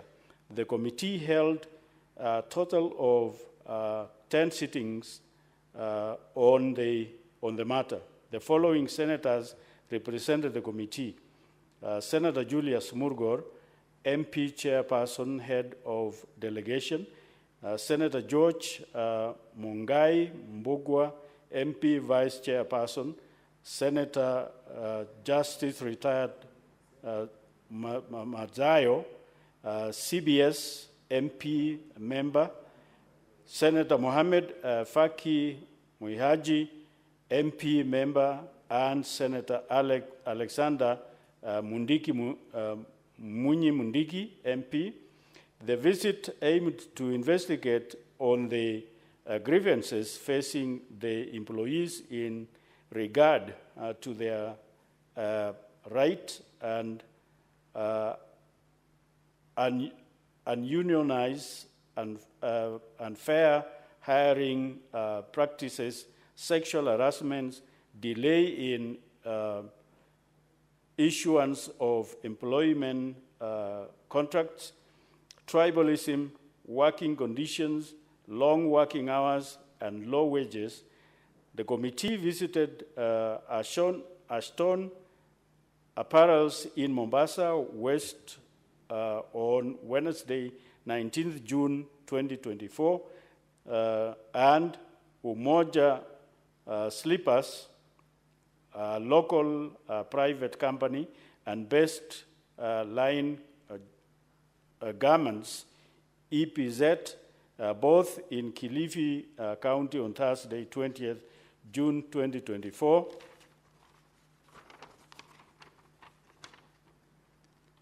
Following the visit, the committee observed that EPZ is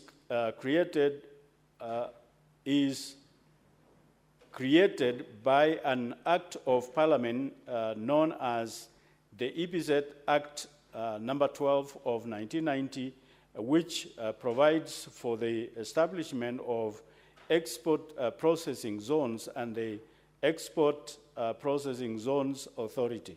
The EPZ has attracted physical and procedural incentives to ensure low-cost operations for export-oriented businesses. These zones are governed by EPZ authority. Those main roles include development, regulation, and administration of the zones, and is state cooperation under the Ministry of Investments, Trade and Industry.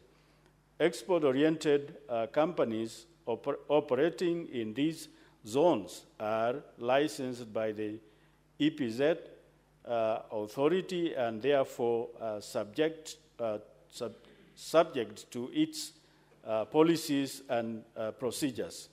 Additionally, these companies which employ Kenyan citizens as employees and also bound by Kenyan labor laws, which include the Labor Relations Act and Employment Act, the Work Injury Benefits Act, and Occupational Society and Health Act, and among others, and Article 41 of the Constitution solidifies labor relations by guaranteeing laborers various rights, including fair remuneration, safe and healthy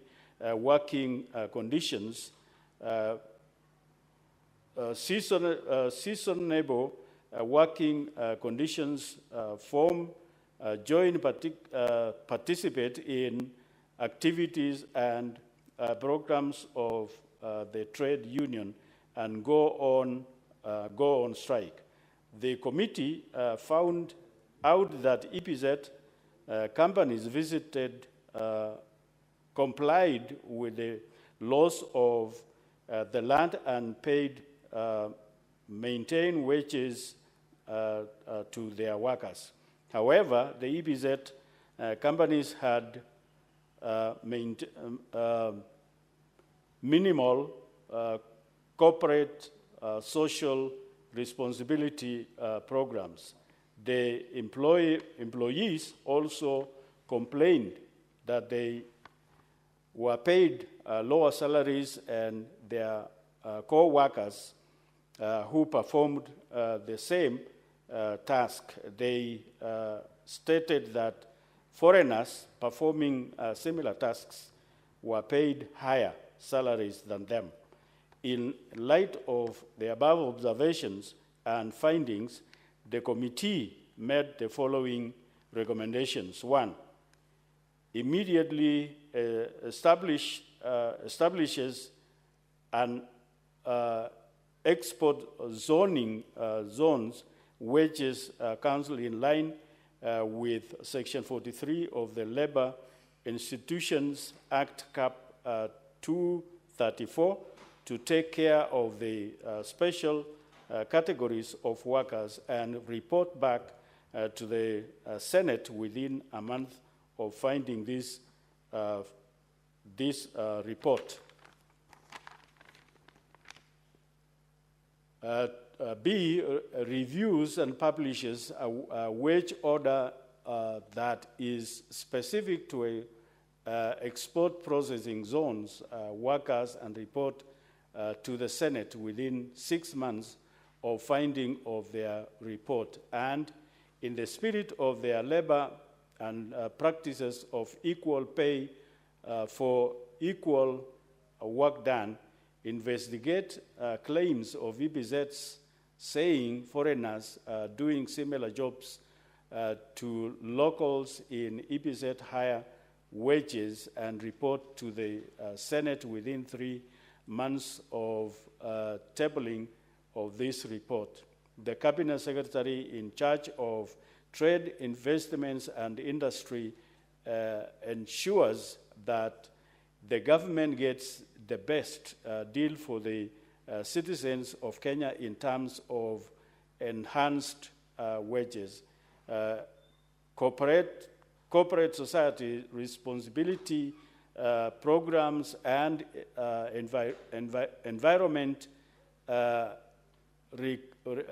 reclamation programs, the national government through the EPZA current that there is a favorable business environment for EPZ nationally and in the counties, and there incorporates the county governments in setting up the export processing zones to ensure that counties benefit in terms of job opportunities and infrastructure development and corporate social responsibility programs. Mr. Speaker, sir, I wish to thank the senators who availed themselves for this inquiry visit. Also, the Office of the Clerk of the Senate for the facilitation and ensuring the Standing Committee on Labor and Social Welfare undertakes this mandate, thereby influencing laws and policies that will enhance the welfare of the citizens of Kenya. Mr. Speaker, sir, I beg to move and request Senator Mugatana to support.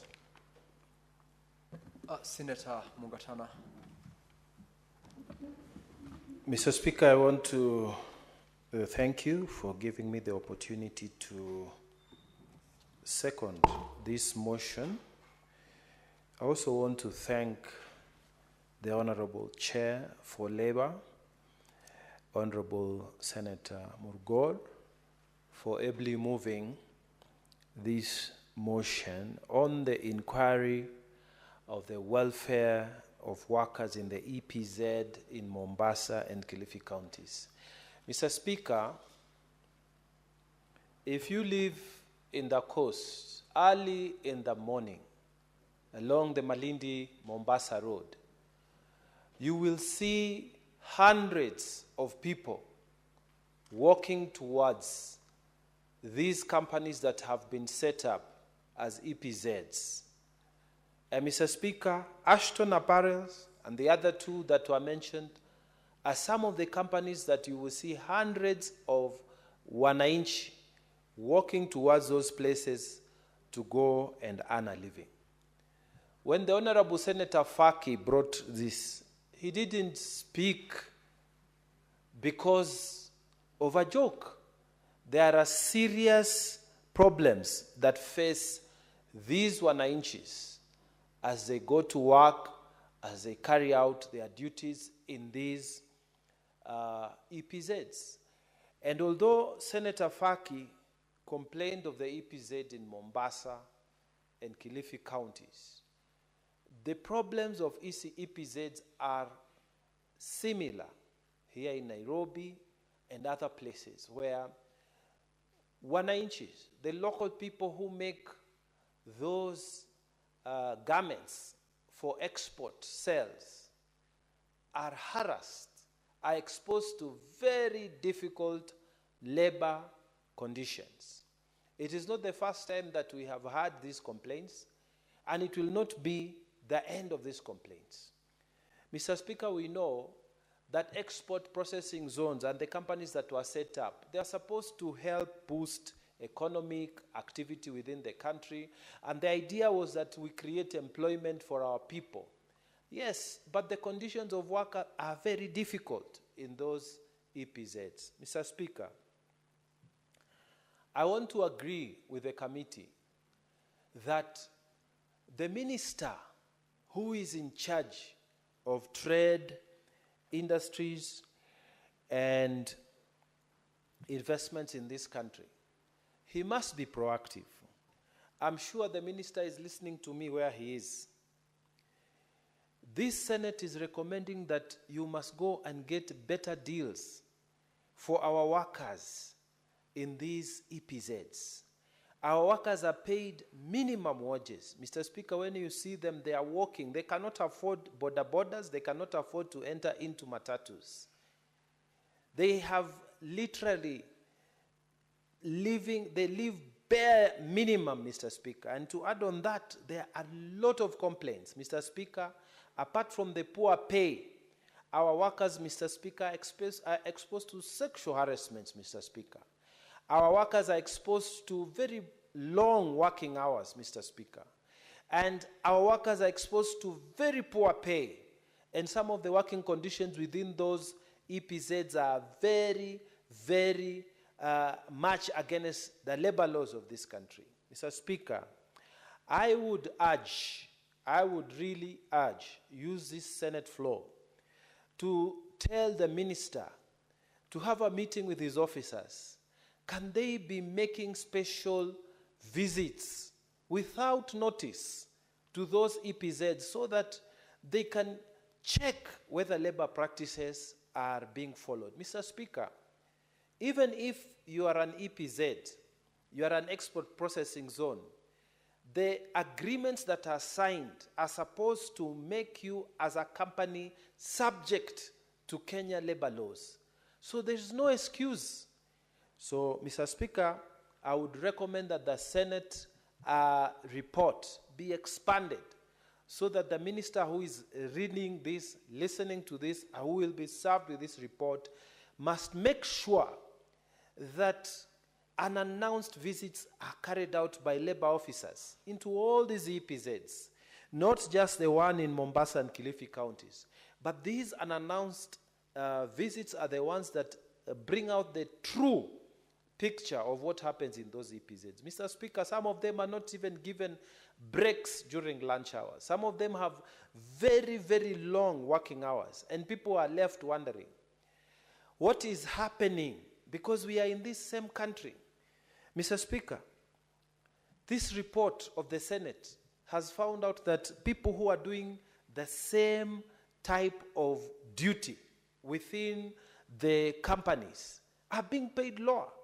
Foreigners who are coming to work in those EPZs, Mr. Speaker, are given higher salaries than the Kenyans who are working within the same outfit. Mr. Speaker, we are living in the 20th century. We are living under a new constitution, and yet our workers are being discriminated right here in this country.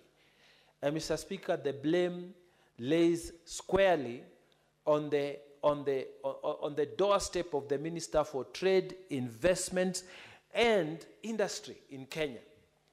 This cabinet secretary must move out of the office and go and see what is happening, for you to be able to advise the president what we need to do to make our workers work well. And Mr. Speaker, I'm confident that the cabinet secretary will listen to this and actually activate it. Kenya cannot be the place where our workers are being oppressed and yet our ministers are there. The labor minister, the trade minister, they should even have a special task force to go and look at our people, how they are working, and fight for them, Mr. Speaker. Mr. Speaker, it is good to bring the EPZs here, but it should not be a source of exploitation and pain to our people. These are the same people who we go and ask votes for. And after we ask votes for them and we form government, we forget about them, Mr. Speaker. Shame on us. when they are living in those horrid conditions, Mr. Speaker. And so I am saying, apart from these recommendations, the Minister for Labor should cooperate with the Minister for Trade. They should form joint forces to go and visit these places, joint teams. They find out whether these EPZs are really keeping the agreements that were formed by them when they were coming into this country. Mr. Speaker, this report also says that those companies in EPZs, they don't do any corporate social responsibility. Corporate social responsibility, Mr. Speaker, is something that it was a notion that came in recent years, but now it has become an accepted part of the norms for any corporates that are working in Kenya and even globally. Mr. Speaker, during the rainy season, these corporates, they know where their workers are staying. Most of these workers that work in these EPZs, they come from areas that are congested, areas that the roofs are leaking, areas that they are not very nicely set up. What is wrong with them? Can't they move and make a visit to some of these areas? Why can't they work with local administration to help their own workers live in better conditions? Why can't they take up paying school fees for them in boarding schools so that their children can do better in education and be better than mom and dad? Why is it that these EPZs are always given such favorable terms and they don't return anything to the communities that work for them, particularly the labor people who give all their time and money and their strength to them? Mr. Speaker, all these people are people who get sick from those long hours, from those tough working conditions within those companies. Why can't they create medical schemes for their workers? Why can't they build clinics? You will find it's a company that is making garments, but they cannot employ even a nurse to help with Panados. They just leave those people, like exploiting labor, and they don't care. Mr. Speaker, this report and this Senate is saying, can the EPZs do something about corporate social responsibility? And I highly accept and recommend that this particular issue be expedited. Mr. Speaker, moving from that, there are EPZs and their special economic zones.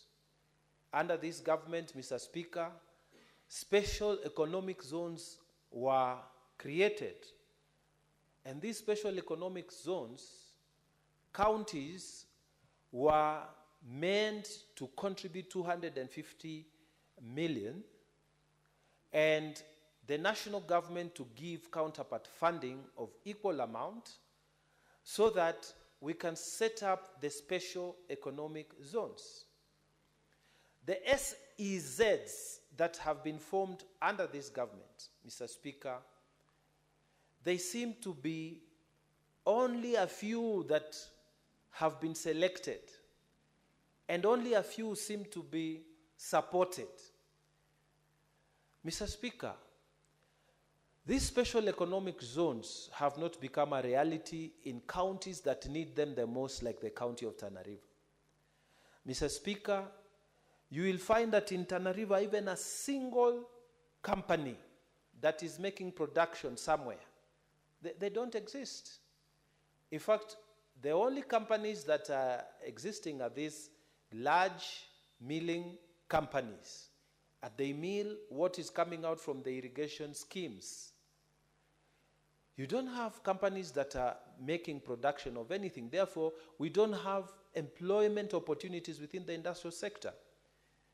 Our government said county government should provide 250, set aside 250 million national government to give the counterpart funding, and then to start moving in that direction to help fill in the gap that these EPZs have left. Because the EPZs, they have failed to lock in the gaps of employment opportunities for counties that are far off. They have merely focused within towns and counties that are in big cities.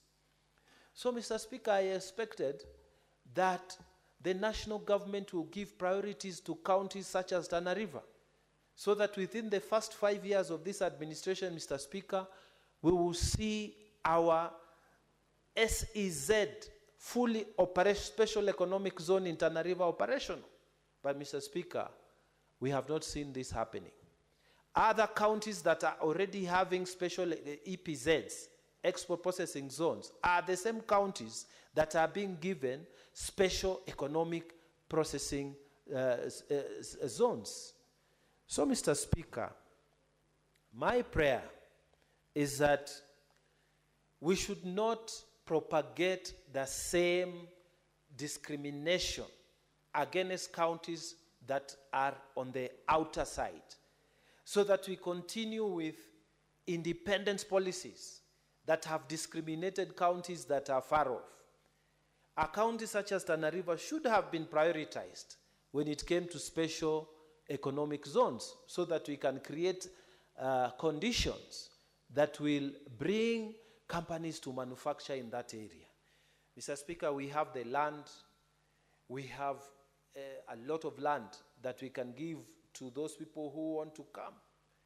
But the government needs to put the counterpart funding, and the government needs to encourage people to come and invest in that place. Mr. Speaker, what is happening is the special economic zone seems to be working in the same areas where the EPZs are already operational. And so, Mr. Speaker, I want to use this floor of the Senate to say that this policy of special economic zones should also be extended to counties that are far off, and they should be given priority. Mr. Speaker, with those very many remarks, I want to take this opportunity to thank the Committee of Trade for the work that they have put in, the visits they made, and the recommendations which they gave. I want to thank the Chairman for ably leading them in this endeavor. Mr. Speaker, my prayer is that the same recommendations would be effected within the period that was proposed. Mr. Speaker, you will find that the Senate does not have an implementation committee. The Senate, in its wisdom, made a decision that the committees that are engaged on matters, and these matters are raised in the floor of the Senate, are the same committees that are going to take charge and make sure that the resolutions the Senate makes are implemented. So, Mr. Speaker, I want to take this opportunity to tell the Committee of Agriculture, and the chairman is here, to make sure that they follow on these recommendations. To make sure that if they say 4 months, they can tell Secretariat to make sure in those 4 months there's a follow-up meeting, there's a reporting mechanism, so that our recommendations as a Senate today, as we approve these reports, can be taken seriously, and the relevant departments in government implement those recommendations. Mr. Speaker, with those very many remarks, I beg to second. Thank you. Now, Honorable Senators, I propose the question that the Senate adopts the report of the Standing Committee on Labor and Social Welfare on an inquiry into the plight of workers in the export processing zones, EPZs, in Mombasa and Kilifi counties, laid on the table of the Senate on Thursday, 1st of October, 2024. Before I allow Senator Eddy to make his contribution to this particular report. For the benefit of Senator Mongatana, you have raised something as you were concluding on your contribution on the absence of the implementation committee in the Senate. Yesterday, in the course of the sittings of the liaison committee, that issue was brought up, and a recommendation was made to the effect that the liaison committee, particularly because it's got members or rather chairpersons on all the committees, should look into a possibility of amending the standing order so that it becomes a liaison as well as an implementation committee, because we'll be having recommendations from across the rest of the committees in the House.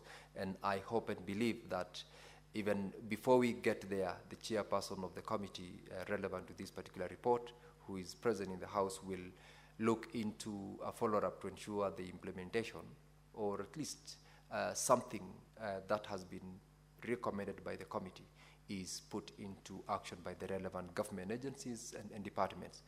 But again, we look forward to the liaison committee being indeed fully an implementation committee so that we get into action the recommendations. Now, honorable members, I'll call upon Senator Eddy to contribute to this particular report.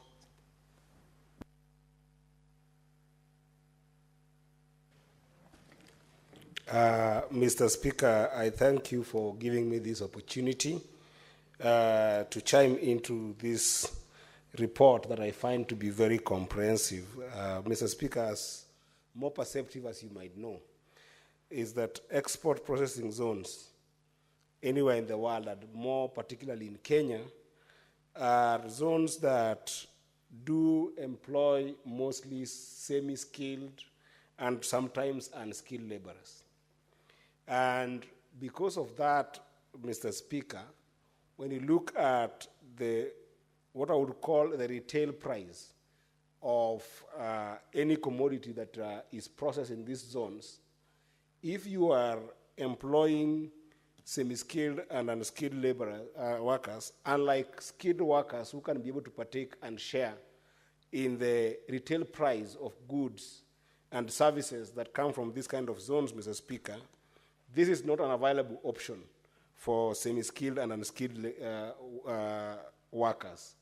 And it's predominantly because, number one, these kind of workers, they don't tend to partake in what we call a salary. They will take their benefit or compensation from what would entail wages. And therefore, it is very difficult for them to get the fair share price or an equivalent price on the retail price of the final goods and services that we produce. And number two, Mr. Speaker, you will find that the semi-skilled and unskilled workers, the biggest benefit that then they will get is any related challenges that might come predominantly to health conditions, given the working environment that they get. And I think this is a fundamental part of why this motion was moved in the first place, that we can be able to look at these particular issues for this particular group of workers in our country. Aston Mombasa, for instance, Mr. Speaker, is among the largest employers in the export processing zones that are providing jobs for these thousands of people, Mr. Speaker. But if you look at the changes of working conditions in these kind of areas, Mr. Speaker, they are indeed wanting. I know there is argument that could come, even in some of the thoughts of this report, that the wages that we are seeing at the EPZs, Mr. Speaker, are generally within the national minimum bracket. But I think that the conversation that we should further with this report should be, should the EPZs be comfortable with giving minimum wages that we have in this country, or should we be able to stretch our thought a little bit into thinking about the living standards of the people who are exposed with the poor working conditions in these areas, and even sometimes the stress that they have with things like medication, so that up and above minimum wages that they end up earning, is there potential that as a house we could be able to look at, if not an increment that is commensurate with the kind of conditions that they work in, is there potential for provision of some services extra by EPZs that can be able to take care, for instance, of things like healthcare provision in these areas?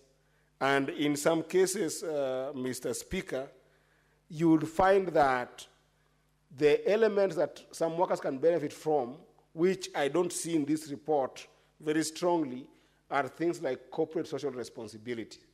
Because you'll find that most of the workers that are working in these areas where there is a lot of problems due to vagaries of nature that come from the processing elements of these companies, what will happen is that the effect on the on the environment or just the exposure of different pollution that come from these zones, Mr. Speaker, what will happen is that they end up affecting the children and families of, again, those unskilled and semi-skilled workers.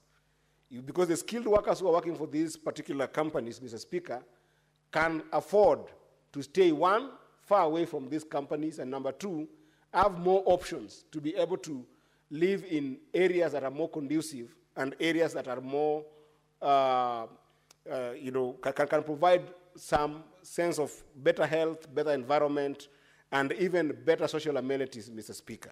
So is there an opportunity that, and a wiggle room that even as we discuss this report, we can be able to come up with some solutions that can be able to make sure that these companies are able to invest in corporate social responsibility that will be able to make sure that these families, if they're not getting the competitive wages that they need to be able to take care of the excesses of health care, environmental degradation, and other pollutions that come in place, can they be able to be supported with proper corporate social responsibility?